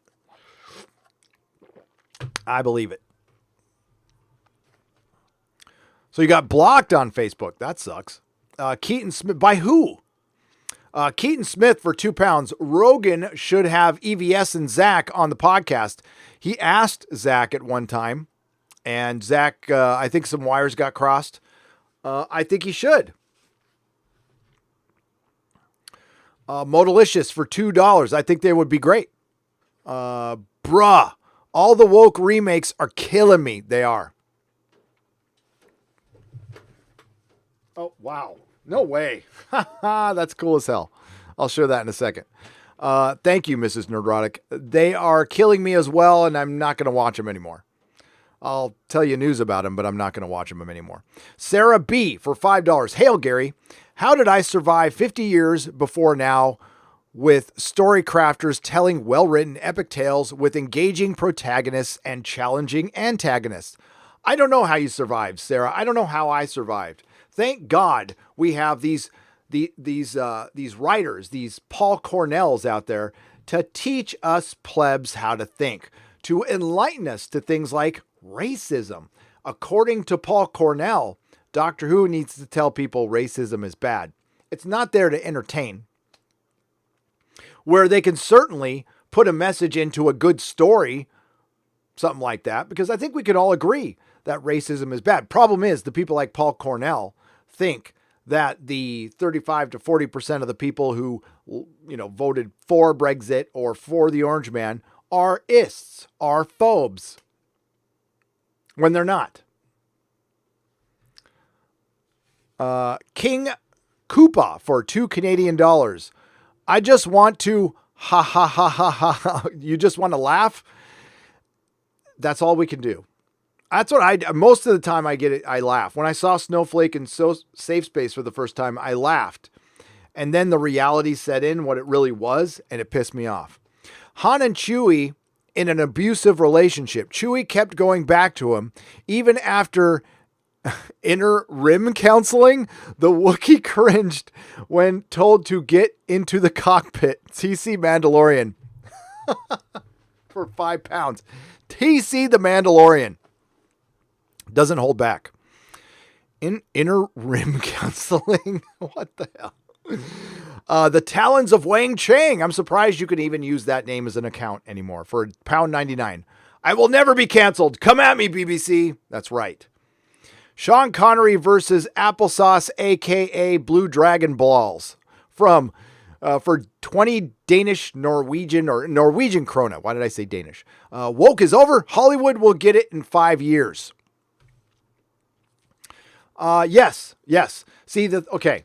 To explain again, people, something can be over before things are produced. Trends and like disco died and they still made movies about disco for a couple years, but disco died before that. So let me be very clear. I did not say woke Hollywood will not make woke Hollywood movies anymore. Get the distinction.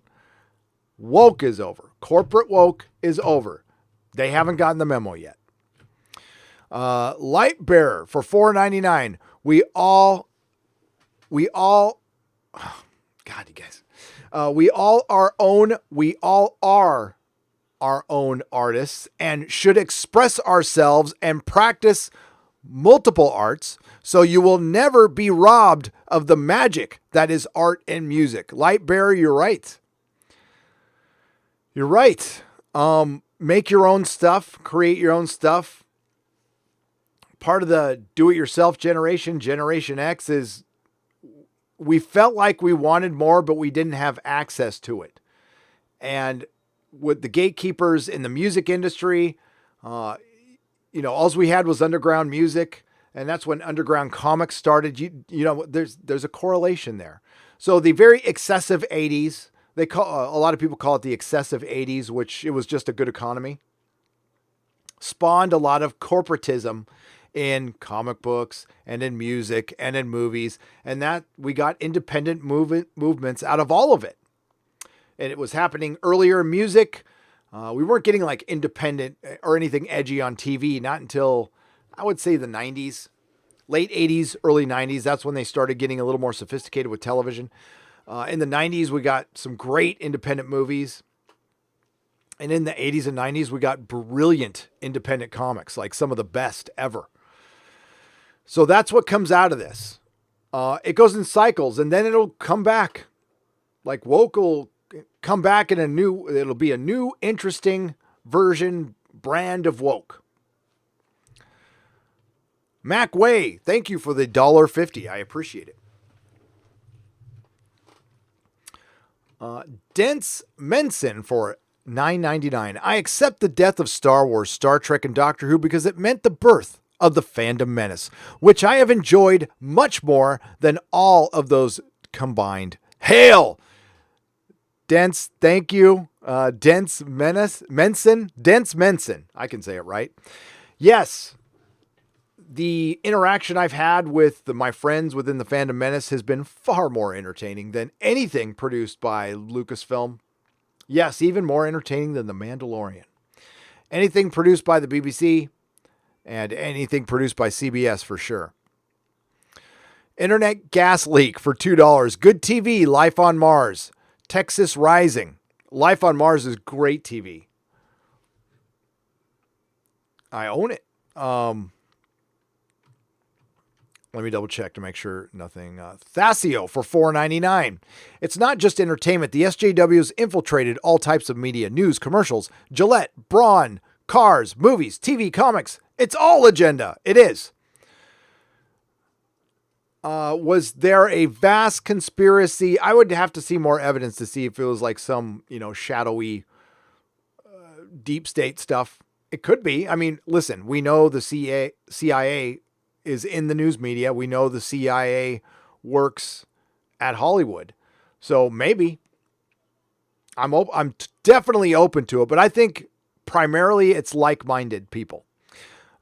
If the BBC went bust, they would still call it a win as long as the toxic fans did not get their show back. Yep. Nerdy Nazgul, you are 1,000% correct.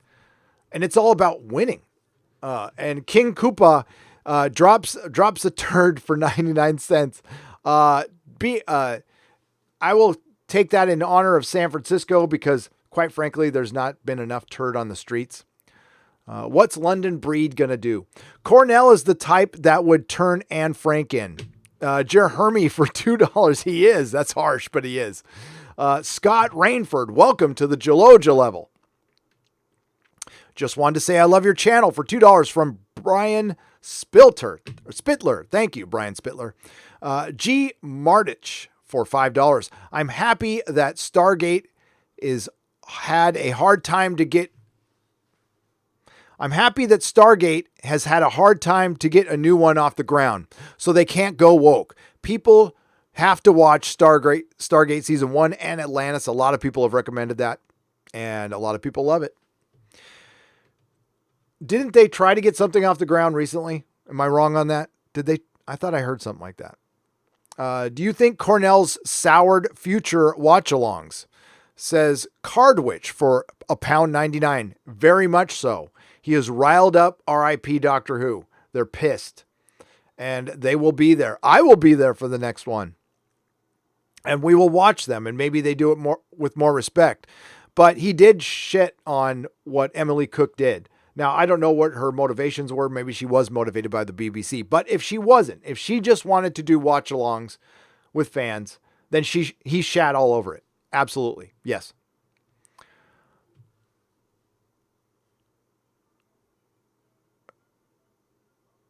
You anger. What now? They did what to the family of blood? Asked Will Gentry for £2. Yes. Yes. They set the little girl free, and the first female doctor played by Jodie Whittaker, who we will now lovingly call Dr. Karen, let the little girl go because she was more enlightened. She thought about it, and basically all her former selves were dead wrong because they were male. Keep it up, says Ice Samurai for $5. Thank you. Karen Wars canceled. Culture Casino for $2. I'm pretty sure. If you go and look for the story, if 2 days ago, if you typed Star Wars news, that's all that came up. That's all that came up. Look what comes up now.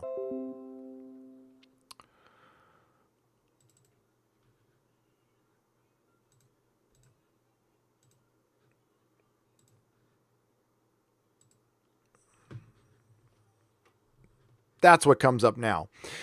So Clownfish TV pointed this out in their video. I've pointed this out in the past with Star Trek, especially every time Doomcock and I or Midnight's Edge would report some news. This is the information war. You would get an announcement, a casting announcement or something. Now, I believe at first I thought the announcement about female Star Wars was to counteract the news that Ichibaka was talking about with the toy sales, tanking. But it looks like that was just Lucas. And maybe that was Lucasfilm. I don't know what their motivation was, but now you get this.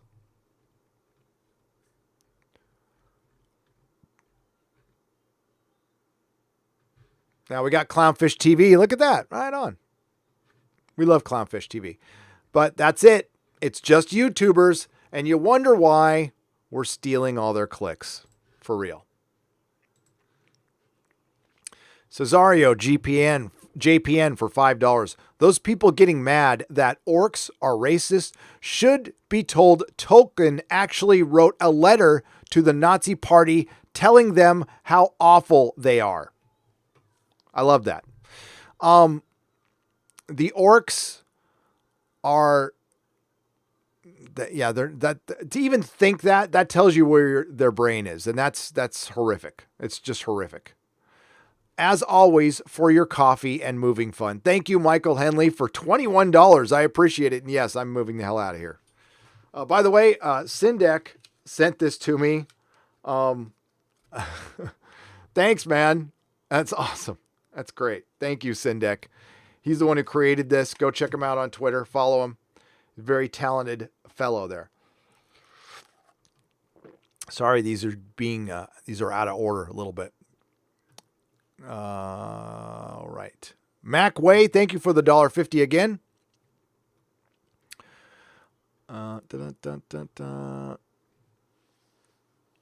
England DDG for $4.99. Has the Disney tweet been discussed yet? The Disney Plus tweet.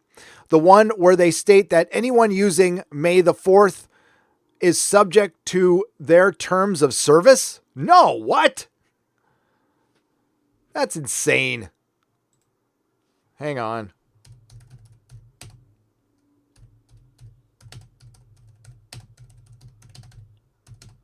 And what are they going to do?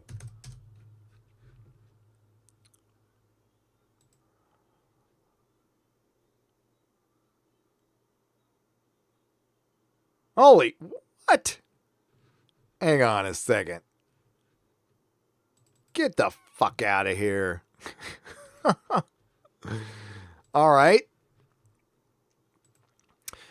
By sharing your message with us, hashtag May the 4th, you agree to our use of the message and your account name in all media and all terms of use here.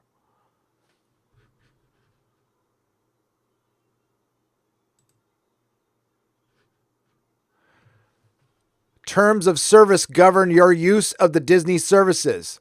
Please read this term carefully before using any Disney service. These terms of service are a contract between you and us.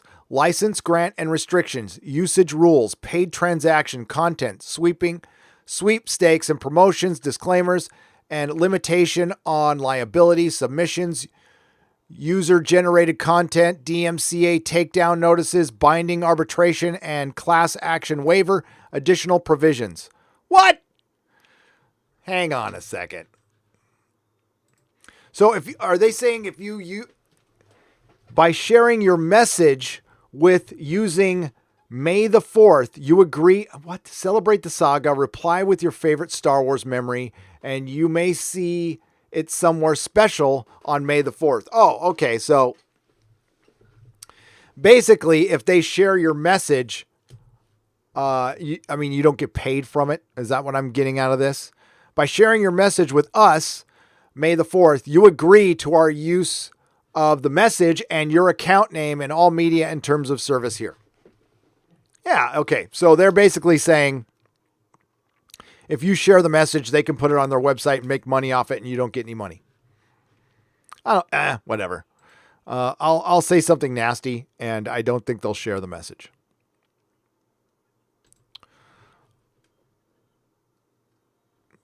I thought they were like claiming the hashtag or something. Like, what the frack are you talking about? That's crazy. Now maybe I missed something. I don't know. Disney owns May the 4th. Be with you? Seriously? I don't know if they own it. I don't think that's what they're saying. I think they're saying that if they share your message, you can't lay claim to anything. And it's just them covering your asses, because if you share the message and your profile picture is there, you could sue them for using their profile picture unless You agree to terms of service, which is like clicking a box. So they're saying that if you share the message and your face is on that image and they share it, it's okay for them to do it. That's what I get out of it. I could be wrong. Carl's Ransom Reviews for $2. I'm not giving Hollywood any more of my money. And a lot of people are like that. And that's, I mean, again, Hollywood needs to get the message or they don't. I mean, no skin off my back. I can go review old episodes of Doctor Who or review movies I haven't talked about. And, eventually the culture war will be over. Well, I won't say over. It won't run as hot as it has been lately. When that is, don't really know. They've gone through all the major franchises. The only one that's left is Lord of the Rings. And believe me, that was a shot fired right there. I know it was over D&D and stuff, but that was a shot fired at Lord of the Rings. Trust me. But, this shit'll end someday. Nothing lasts forever. And you tell that to Hollywood too. Nothing lasts forever. Your ticket sales were down. Independent movie ticket sales were down 30%. Box office overall in the year 2019 was down. The comics industry will try to tell you they had their best year ever, but unit sales were down. They're just charging more for the books. That's all. So they might have made more money, but they're selling less comic books than ever because people are out. Now, there's a lot of habitual buyers. There's a lot of people who agree with them. There's a lot of people who, just are working and they don't see this shit coming. But more and more people are becoming aware as time goes on. And listen, if this movement wasn't gaining steam, channels wouldn't be gaining steam. Critical Drinker wouldn't be getting 75,000 views in his first hour of a video if this shit wasn't gaining steam. Okay?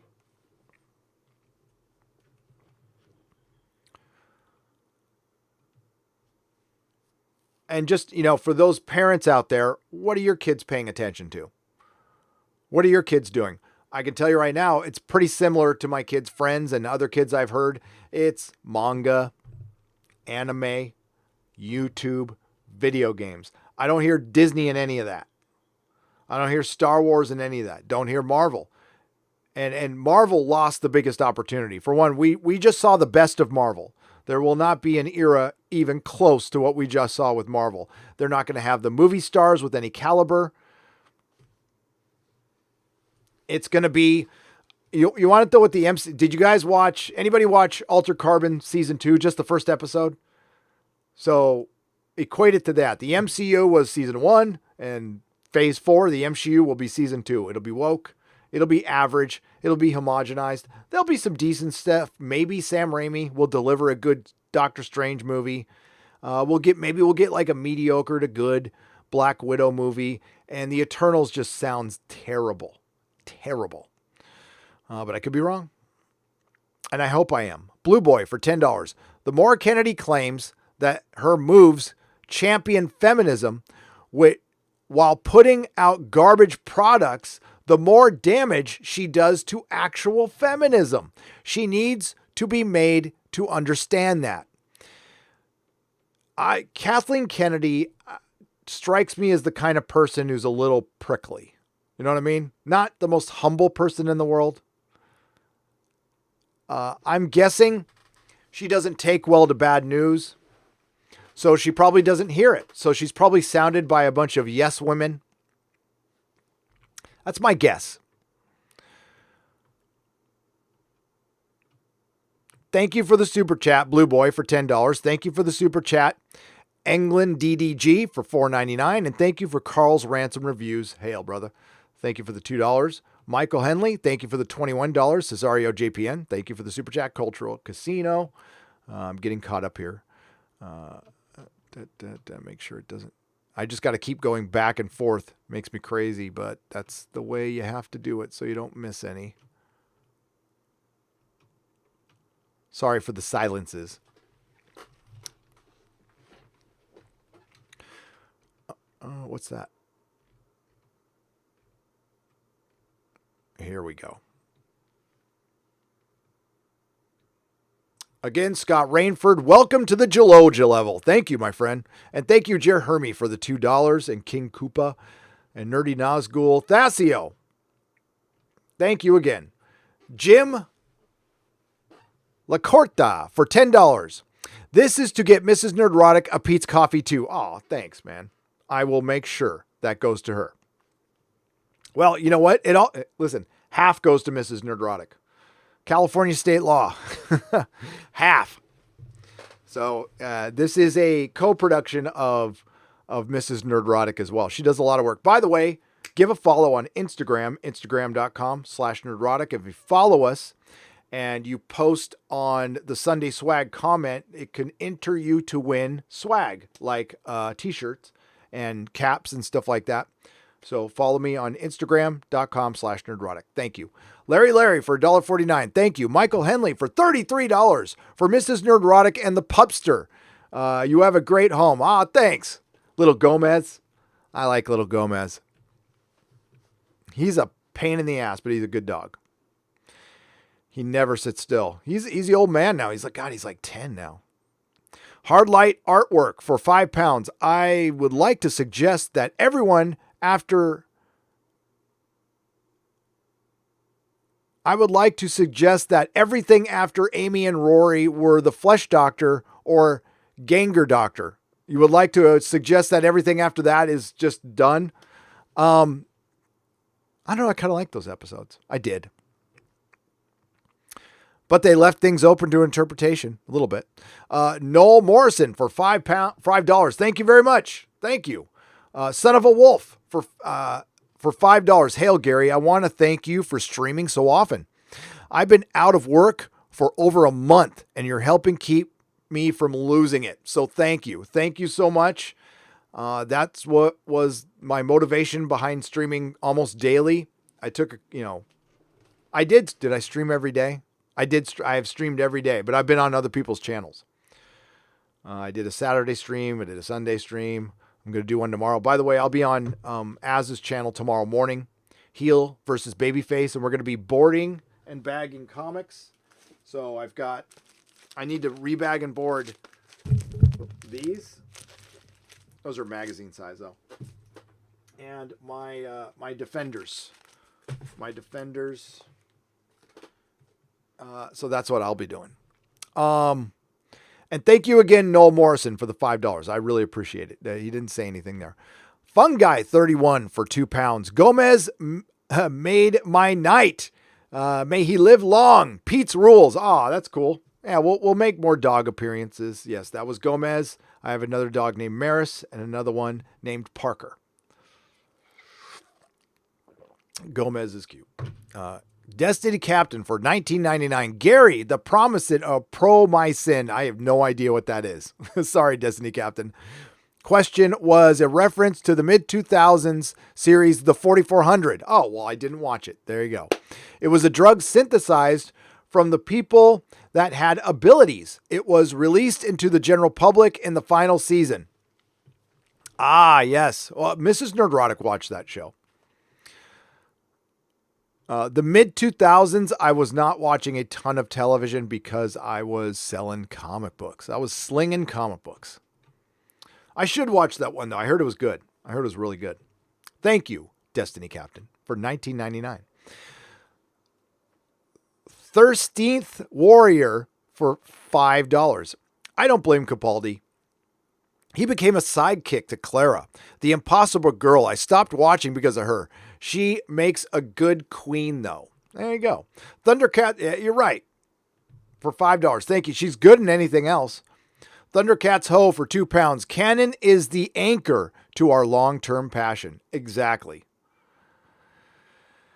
Paul understands that. He's just being disingenuous and an asshole. Brett Tesdale for $50. Holy shit. Thank you. Gary, I agree with you that the talons of Wang Cheng will likely disappear under mysterious circumstances, investigated by the BBC for woke points. However, BBC, remember this. I own the DVD, and you can have it, and you can't pry it from my cold you can have it when you can pry it from my cold dead hands. Agreed, Brett. I have it as well. Cardinal Sin is a member at the proto-molecule level. Hail, Cardinal Sin. Thank you. King Koopa. It's good to see you, Cardinal Sin. King Koopa for Canadian $5. I'm bilingual. I'm bilingual. I'm not. I'm not even single-lingual. I'm bilingual. Just too much weed. And I have ADHD. Sorry, it's all good. And the restrictions of the super chat tricked me. Haha. Thanks, dude. No, thank you, man. Thank you. That's great. Ah. The Merosphere Origins for $5. Hail, Gary. You get the email about the book I am writing. When I finished, I am sending you a signed, reviewed copy. I will check. I have not seen it. No, but I will check today. Thank you. And I appreciate that. I look forward to it. You know what? In my retirement, I'm going to have a lot of books to read. And that's good. That's good because I'm not going to want to watch any television. Gary, why are you such a... Oh, God. Gary, why are you such an eloquent wordsmith in your standalone videos, but you struggle to read super chats? Need some new specs? SJ Shady 0169 for $5. I struggle to read the super chats because I don't want to read some of the broken English in them.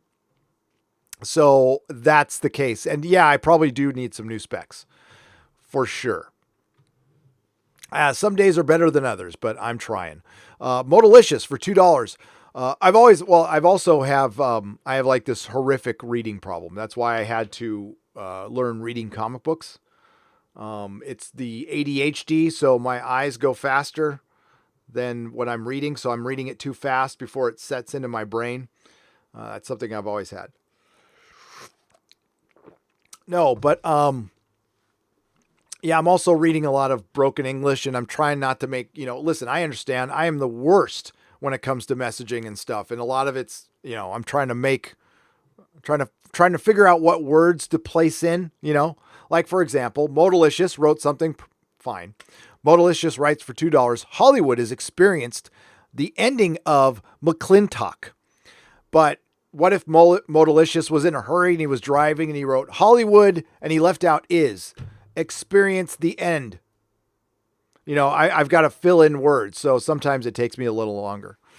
Jer Hermy for $5. Gary, did you see the guy who found the missing Doctor Who episodes is using RIP Doctor Who? He's getting slagged on Twitter. No. Who is it? Give me his account. Just pop it in the chat. I did not see that, but I don't spend much time on Twitter. Vanessa Lore for $5. Please check out Young Rapper. Please check out the Young Rapper, Tom McDonald on YouTube. He is speaking out against woke, and his video, Politically Incorrect, has over 10 million views. I will most definitely check it out. Hang on. Tom McDonald. Boom, bum, bum, bum, bum, bum.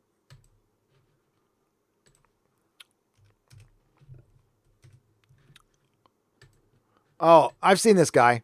Yeah. Tom McDonald. Wow. He's got tattoos on his face. I mean, this is where I'm old. I will check it out though. No, I've seen him a little bit. Really? Wow. Just wow. I'm so effing done now. Urgh! And he's angry. Will Gentry for £2. Yeah. When I saw that, I was pissed. It didn't sink in, Will. I heard something happen Friday, and Friday Night Tights was just about to start. So I asked Az, I'm all, did you see what happened? He's all, no, I just know something happened. I'm all, we'll check it out afterwards.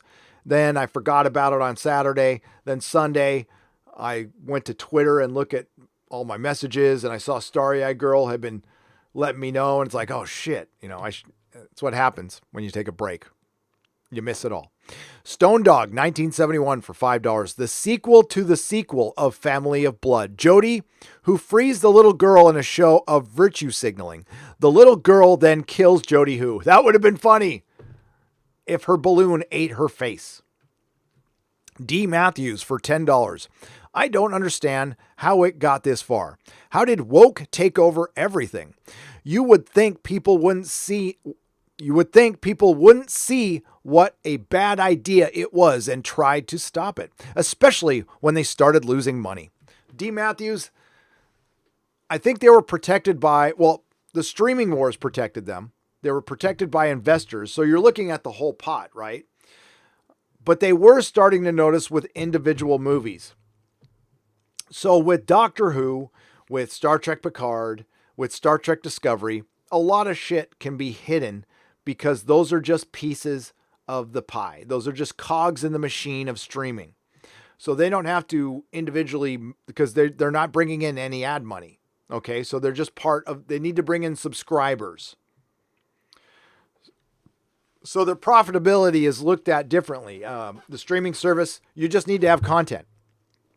With an individual movie, you have producers, investors, you need to pay out, and there's real data with that. That's where it was starting to hurt them.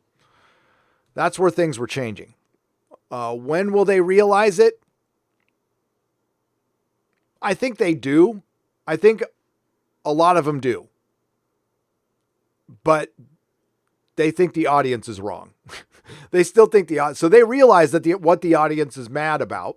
They realize they're being partisan. They're just going to dig in. They're going to dig their heels in. Do what most people do. You know, they get defensive. They're going to dig their heels in. Instead of just going, whoa, whoa, whoa, whoa, whoa, whoa, whoa. It's going to take something catastrophic. And oh, that's happening. So don't get discouraged when you're hearing announcements. This is all stuff that was made last year, 2 years ago. Loquacious Primate for $5. Hey, Gary. Just letting you know the email I sent from is loquaciousprimate@gmail.com. Should be easy to search and reply with CC from Mrs. Nerdrotic. Okay. I will let you know. I tried that before and it didn't work. So thanks. Lens Quest. Thank you for the $1.49 and the phallic unicorn. I appreciate it. Zach Boyles. My love is with shops, but won't go there. My love is with shops, but won't they go the way of the music stores? Okay, I'm trying to read emoji here. My love is with the shops, but won't they go the way of the music stores and the video stores? I'm selfish and need Wednesday, especially now. The fan base could grow too. Would you be against new comics being released again? Thank you, sir. No. I think they probably need to get away from the Wednesday model. I think it's very 20th century. I think they need to drastically change everything. I think they need to make the shops a little more competitive against each other. And I think we need more than one distributor. So there will be competition. So we will get innovation.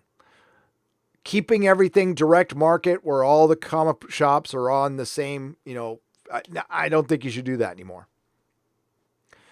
And you just got to sack up. I think it led to a lot of mediocrity and complacency with comic shops within that industry. One distributor, everybody got stuff the same day. Screw that. So now with this new distributor, they're getting stuff early. I don't know if there's still an on sale date. I'd be done with that stuff. It's too restrictive on business, and it doesn't allow, again, innovation. And if the comic shops, if they want to be their own little islands now, then good. Let them be that way and have them compete. Actually compete. There's no such thing as fair. It's Brian Hibbs has been preaching fairness forever. He doesn't give a shit about fairness. He cares about what happens with his stores, and that's it. And the only time he talks about other people's stores, it's when it's directly related to his, when it directly benefits him. That's something I found out a long time ago about him.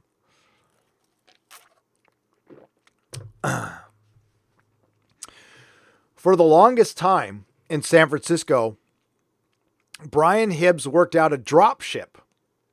So he had a drop ship, and all the shops met at Brian Hibbs' shop, and that's where we would pick up our books. So I would drive to his store across town, and we all pitched in and got a truck. So this truck would come into San Francisco, drop ship at Brian's shop, and then all the shops would meet to pick up our product from Brian. And at first, I was a naive little fool. I thought he was doing something nice for us. It's like, look at Brian.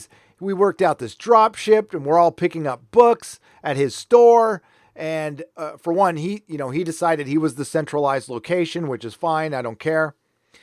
But then I started thinking about it. He gets to look at my inventory every day. He gets to see how much I'm getting through. Oh, some boxes accidentally get opened. Now, there was never missing any comics, and he never did anything like that. But he got to keep an eye on his competition. And then I heard, well, why don't I just get why am I not just having UPS drop the books directly off of my store on the night before? Why am I driving across town? And I was told I was saving a bunch of money. And I wasn't. I was actually paying more for the dropship. So after I started asking questions, and a couple things happened to make me suspicious, it's business. It's business. And you learn shit. Not a banned account for $1.99. Will Michael Burnham cameo in Picard Season 2? Will Michael Burnham cameo? Probably. Peter Ford for $4.99. And thank you, by the way, not a banned account for $1.99. I appreciate that. Zach Boyles. Thank you again for the $10.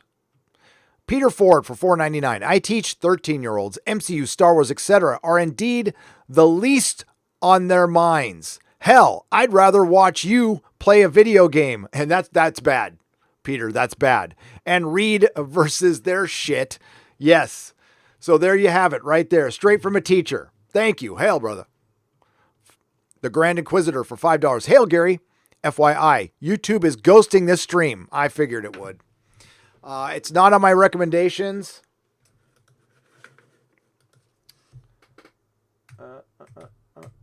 Checking right now.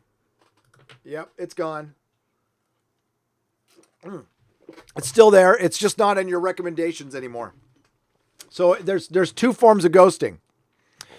And you did you guys get notifications, by the way? Can you do me a solid right now? Put 1 for yes if you got a notification, 2 if you didn't. Thank you very much. And I'll read some super chats. Thank you, the Grand Inquisitor. You are right. It's off the recommendations thing. It's not in my recommendations. Had to find it in my subs. Screw Disney Star Wars. Long live the Fandom Menace. Hail! Hail! Hail, Monsignor Gary. Another day, another stream. Cardinal Sin, hail to you, brother, for $2. Jeff Stout for $5. New to your channel after seeing you on Young Ripa. Oh, cool as hell. I got to get him back on. Maybe we'll get him on for Friday Night Tights. Paul Cornell gave Grodd a freaking war spoon in action number 893. He's a hack. You're right. He's a hack. So what do we got? A lot of you got the notification. Good. That's good. But there's a lot of you who did not. That's bad. Now it's looking like about half. What's 7? There's always some asshole. I'm just kidding. You're not an asshole. Thank you. Thank you. Oh, look at you guys. You're killing it. Thank you. Paul Cornell is a hack. He's an absolute hack comic book writer. You're absolutely right. The Titan Doctor Who comics, I can barely read them. All right. The ones he did. Gary, do we need a new Spaceballs for a woke era? Asks Alien Matters for $2.85. Yes. We need a Blazing Saddles for the woke era. And that's when we know the tide is officially turned. There is a comedy waiting to be made. Am I wrong about this, folks? Making fun of all this shit. And it would be, oh my God, it would make so much money. Just when Verge, I think it was Verge, came out against David Chappelle's Sticks and Stones. That was the best thing that could have ever happened to him. So we need a movie that gets soundly condemned. Oh, wait, we did. The Joker. So we need a comedy that gets soundly condemned by The Verge and Huffington Post, and that will change shit. Yes. Permanently? No. But we need some victories here, folks. Really don't have anything to say, but here's a few bucks just because. Thank you, Dean Heiss. I appreciate it. And hail the Orville for $5. Boyman for $5. Hail, Gary. Cornell's episodes will be known as The Fam of Blood and Human Nurture. Hashtag RIP Doctor Who. Hashtag no doctor of mine. That's right. Robin Huckleberry for $2. My writing the English. She is the goodest. Hail. Yes. Electric Gam for £2. Love your stuff. Breaks up the monotony of nonstop working. I'm glad you're working, and I'm glad I'm helping break the monotony. Thank you for the £2. Kurt for $19.99. Nothing to say, but he just donates. Thank you very much. Hail. Sam Goodpaster is a member at the proto-molecule level. Hail. Thank you, Sam Goodpaster. Are you a good pastor? I hope so. It's your last name. Will Gentry for £10. Gary, Doctor Who is now like worse. Doctor Who is the worst. Doctor Who is now like worst of sex. She broke my heart. When she ended it at the end of season 12, but then she enraged me when I found out she's been cheating all along, messing with the family of blood. And that is tantamount to cheating. You're absolutely right. That is like finding out that your partner cheated with one of your siblings. Jer Hermy for $2. Twitter.com archives 1963 and scroll down. Thank you, my friend.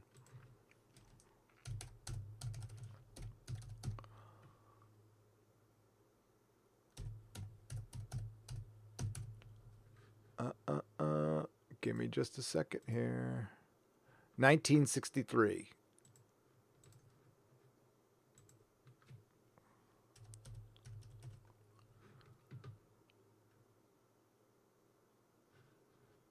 Archives? It's archives.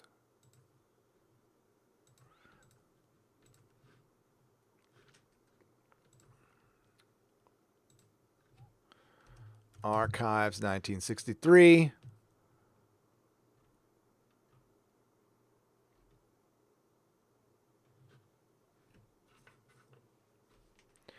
Here we go.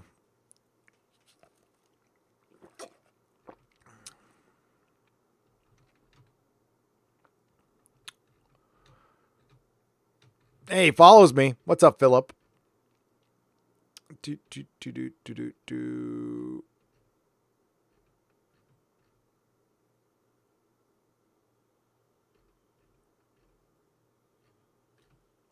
How far do I need to scroll down?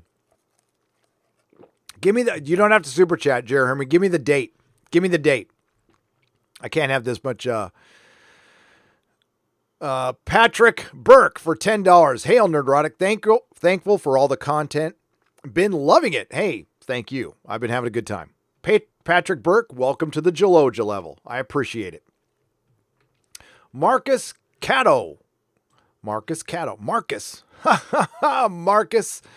You know I'm a cautious fellow. For $1.99. Preach, Gary. The truth will not be redacted. The truth will not be redacted. Funny. And Viperus 69. And it's cut off here at the bottom. So I'm trying to pull this. Oh, Jesus Christ. Hate it when that happens.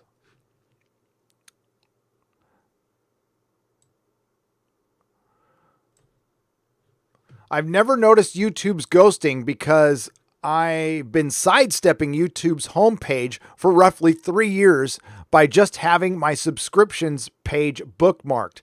LOL. That's the best thing to do. That is the best thing I can recommend is bypass the YouTube homepage completely and bookmark your subscriptions. And that way you can keep track because I'm not getting every notification now. And a lot of people aren't. So I appreciate everyone sharing and liking the videos and subscribing to the channel. Believe me, you have helped with the tremendous growth. We just passed 236,000 subscribers. We just passed 23,000 subscribers on Nerdrotic Live. You guys are loving the Nerdrotic Live. It's been growing like crazy. So thank you. And I will keep it up.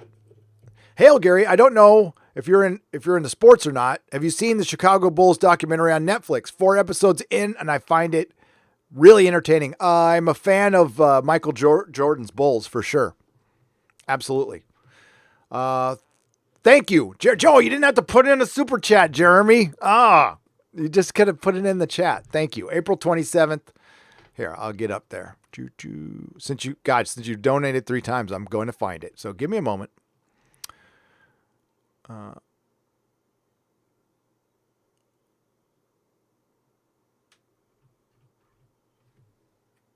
That's 12 hours ago.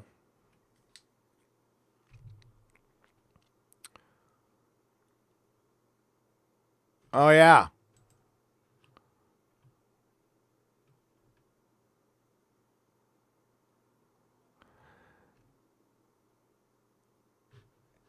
Is this what we're talking about here? Hey, he retweeted me too. That's cool. Dun, dun, dun.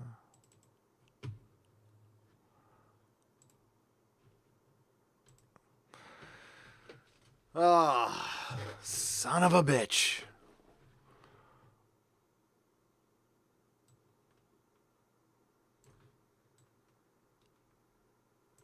There we go. So he retweeted Bull's Trek. Ah, crap. Sorry.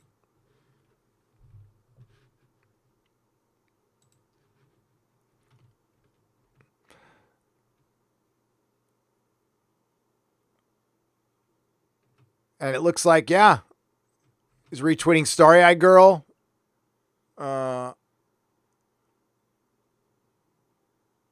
I want a TV show like myself and many love to be returned to the conscience of the general public, not decline and be hijacked by a movement that tries to claim misogyny, racism at anybody that dares to criticize them.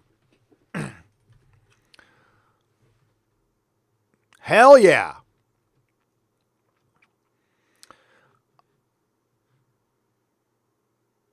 Pure Egotism and Gatekeeping by Paul Cornell. In a time we live in, all of a fandom should have been welcome to enjoy the excellent human nature family of blood. Instead, Paul hates you because you don't like the distraction or the destruction of Doctor Who under Chibnall's reign of terror. Unbelievable. Then there's my man's video. Hey, I'm in that video. And then there's Starry. In their eyes, they've done nothing wrong, you see. It's everyone else. They're wrong. How the mighty have fallen. I wish I could stop caring. I can't wait for apathy to set in. That'll be easier. Yes, they're missing the point. As it happens, people have stopped watching, hence why the ratings have fallen off a cliff. Their racism and misandry and ignorance is staggering. Verite Lambert, for starters. I dislike the current regime, so I must have white privilege too. But then I'm young and female. They're supposed to target, I'm their target audience. Oh golly, which label to give to me? Which box to put on me? Well, you are obviously practicing internalized misogyny, Starry-Eyed Girl. They have a term for you because they have a term for everyone. That pisses. See, I was chilling. I was chilling throughout the stream. I was getting better. Now I'm ready to get back on my video, which will be out tomorrow, 11 a.m. We're going to say 11-ish a.m. I have a lot of video to cut in. You know, yeah, I don't know when that started, but I have a lot of sound clips. I have a lot of, it's from a podcast from Radio Times. I'll share it with you guys. Hang on. Or here, yeah, it'll be easy to find. It'll be easier for me to share it with you. Give me just a moment.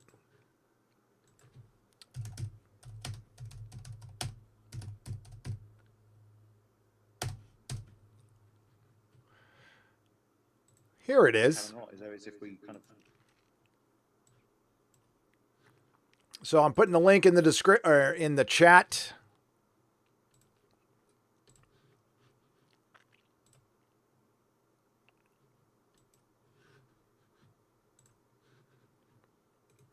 There you go. You can watch that when I'm done here. It's got 1,500 views. It came out on April 15th.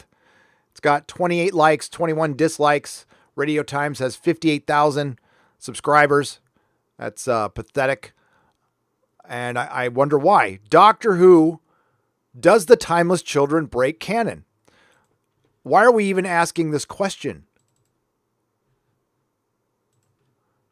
Yes, but there's some statements in there that I'll be piecing out. So, along with some other stuff, I hope you enjoy it. There'll be lots of fun little audio clips in there. All right, let's get back to the super chats here.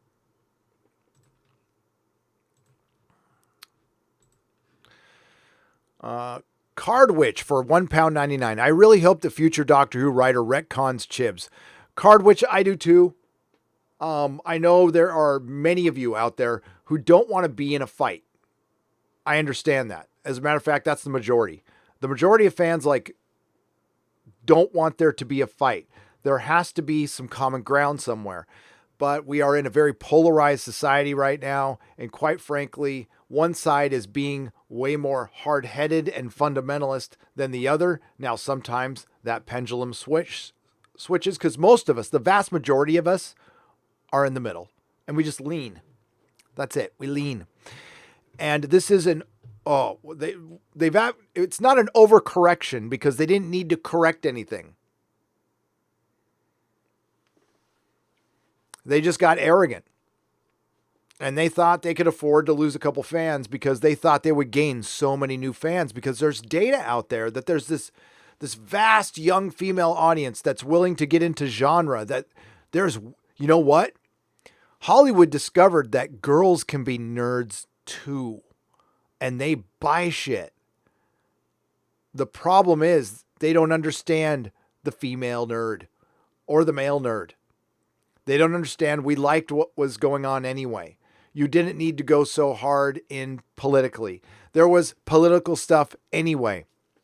Every movement, every medium has gone through this, by the way. What doesn't get talked about a lot, you guys, I'm sure most of you are aware because you're smart, of the sad puppies movement in science fiction books, which was SJW Marvel, which was Gamergate, which was the Fandom Menace.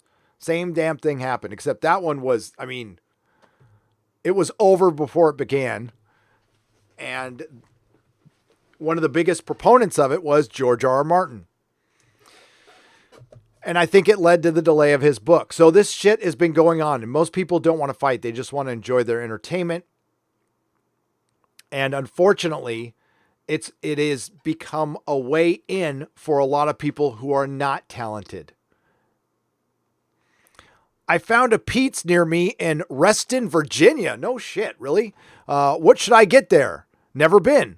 Comrade Care Bear for £5. Large dark roast black. Large dark roast black. Fully caffeinated. It is like cocaine. Hail Nerdrotic. Make movies great again? I don't know if we can. The guy, that is the guy that traveled the world to rescue classic Who episodes. So did you hear that again? That's the guy who traveled the world to rescue classic Who episodes. And now they're calling him names saying you've fallen. Disgusting. Jer Hermy, I'm going to give you proper credit in my video that is going in my video.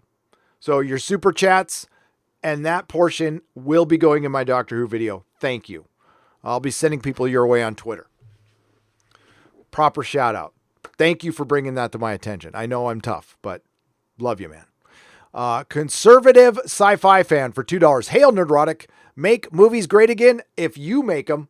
If you're a conservative sci-fi fan, start writing your own damn books. Because the sad puppy movement just ran all of you out. They straight up just ostracized you.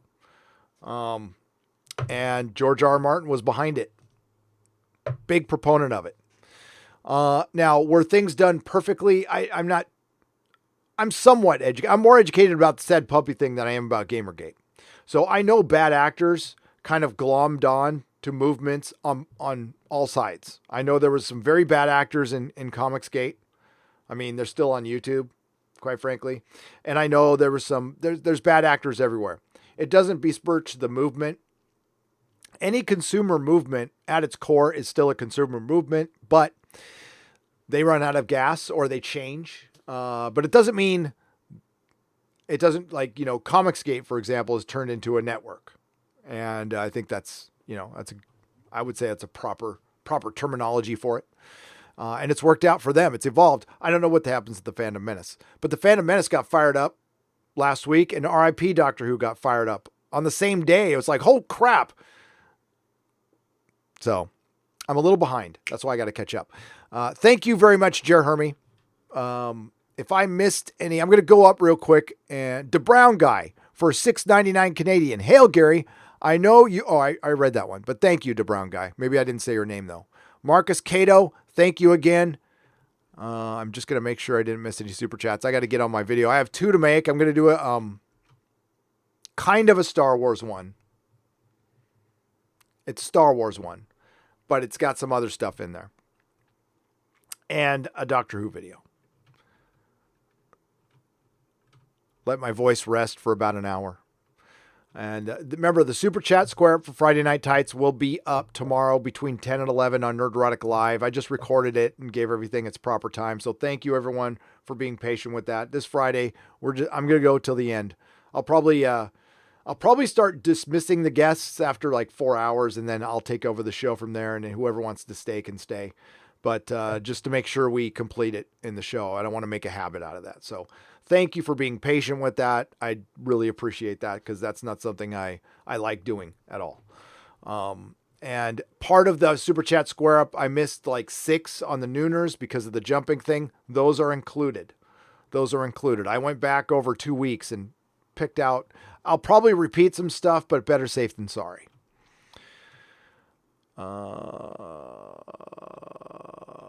Hopefully, regionally, responsibly, some of us are getting back to work real soon. I'll end you with this. I'm sorry I didn't talk about comic book stuff too much, but I'll talk about that in the next live stream. I'll go over Marvel has furloughed some employees. A good friend of mine who's a shop owner will be permanently shutting down. And he told me he's permanently shutting down because of the future, because of what's coming out. It's not right now. He could actually stay in business if he wanted to. I made a very similar decision under very different circumstances. When I was all coked out and everything, I could have stayed in business and probably kept it going. But for what? And I decided to sell and get the hell out, and it saved my life.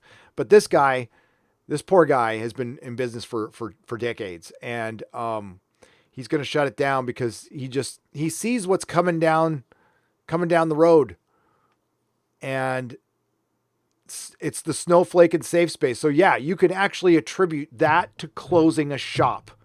And once I can give his name, I will. But you can say that Snowflake and Safe Space caused a shop to close. Now, I'm not going to say it's solely responsible, but it's the symbolism of it that was just fracking discouraging to a lot of shop owners. A lot of them didn't care either, but, depends on the individual. And there'll be more comic book talk coming around as well. And I want to congratulate one more time Gotham City Comics. Thank you for entering. I hope it helps you pay a couple bills. I do want to help. I do try to help. And you guys help me by allowing me to speak my mind and supporting me on the channel. So I thank you for that. I am grateful. Agent Zero for $5. If Canon doesn't matter, why are they infiltrating established franchise to spread their message? Exactly. If nothing matters, then why change it to a female doctor if it doesn't matter? Because that's the argument. It shouldn't matter to you. Why does it matter that you want the doctor to be male? Well, if it doesn't matter, then keep them male. Because it fucking matters. And you know the answer, and that's a good point. That's a very good point. Let it burn, Mother Braun says for $2. Maybe. The comic book industry, when it comes back, it will be a shadow of its former self, and it'll be completely different. And a lot of shops are going to close up over the next 6 months, and it's going to be very, very sad. So I'm pissed off about that. So I'm going to get to my video. Thank you again, everyone. Please like, share, and subscribe. Please follow me on Instagram and enter Swag Sunday. I will see you again tomorrow. My next live stream, I will be on Az's channel tomorrow morning, bagging and boarding. There will be 2 videos coming out in the next 48 hours. I thank you again for the support. Please go to nerdrotic.com. That is the place to go if I disappear from platforms. I doubt it will. But if I do, nerdrotic.com is where I back everything up, and that's where you can listen to podcasts and all the fun stuff. Until next time, not all who wander are lost, and may the wings of liberty never lose a feather, and hopefully we are back to work safely and soon. Ciao, Bella.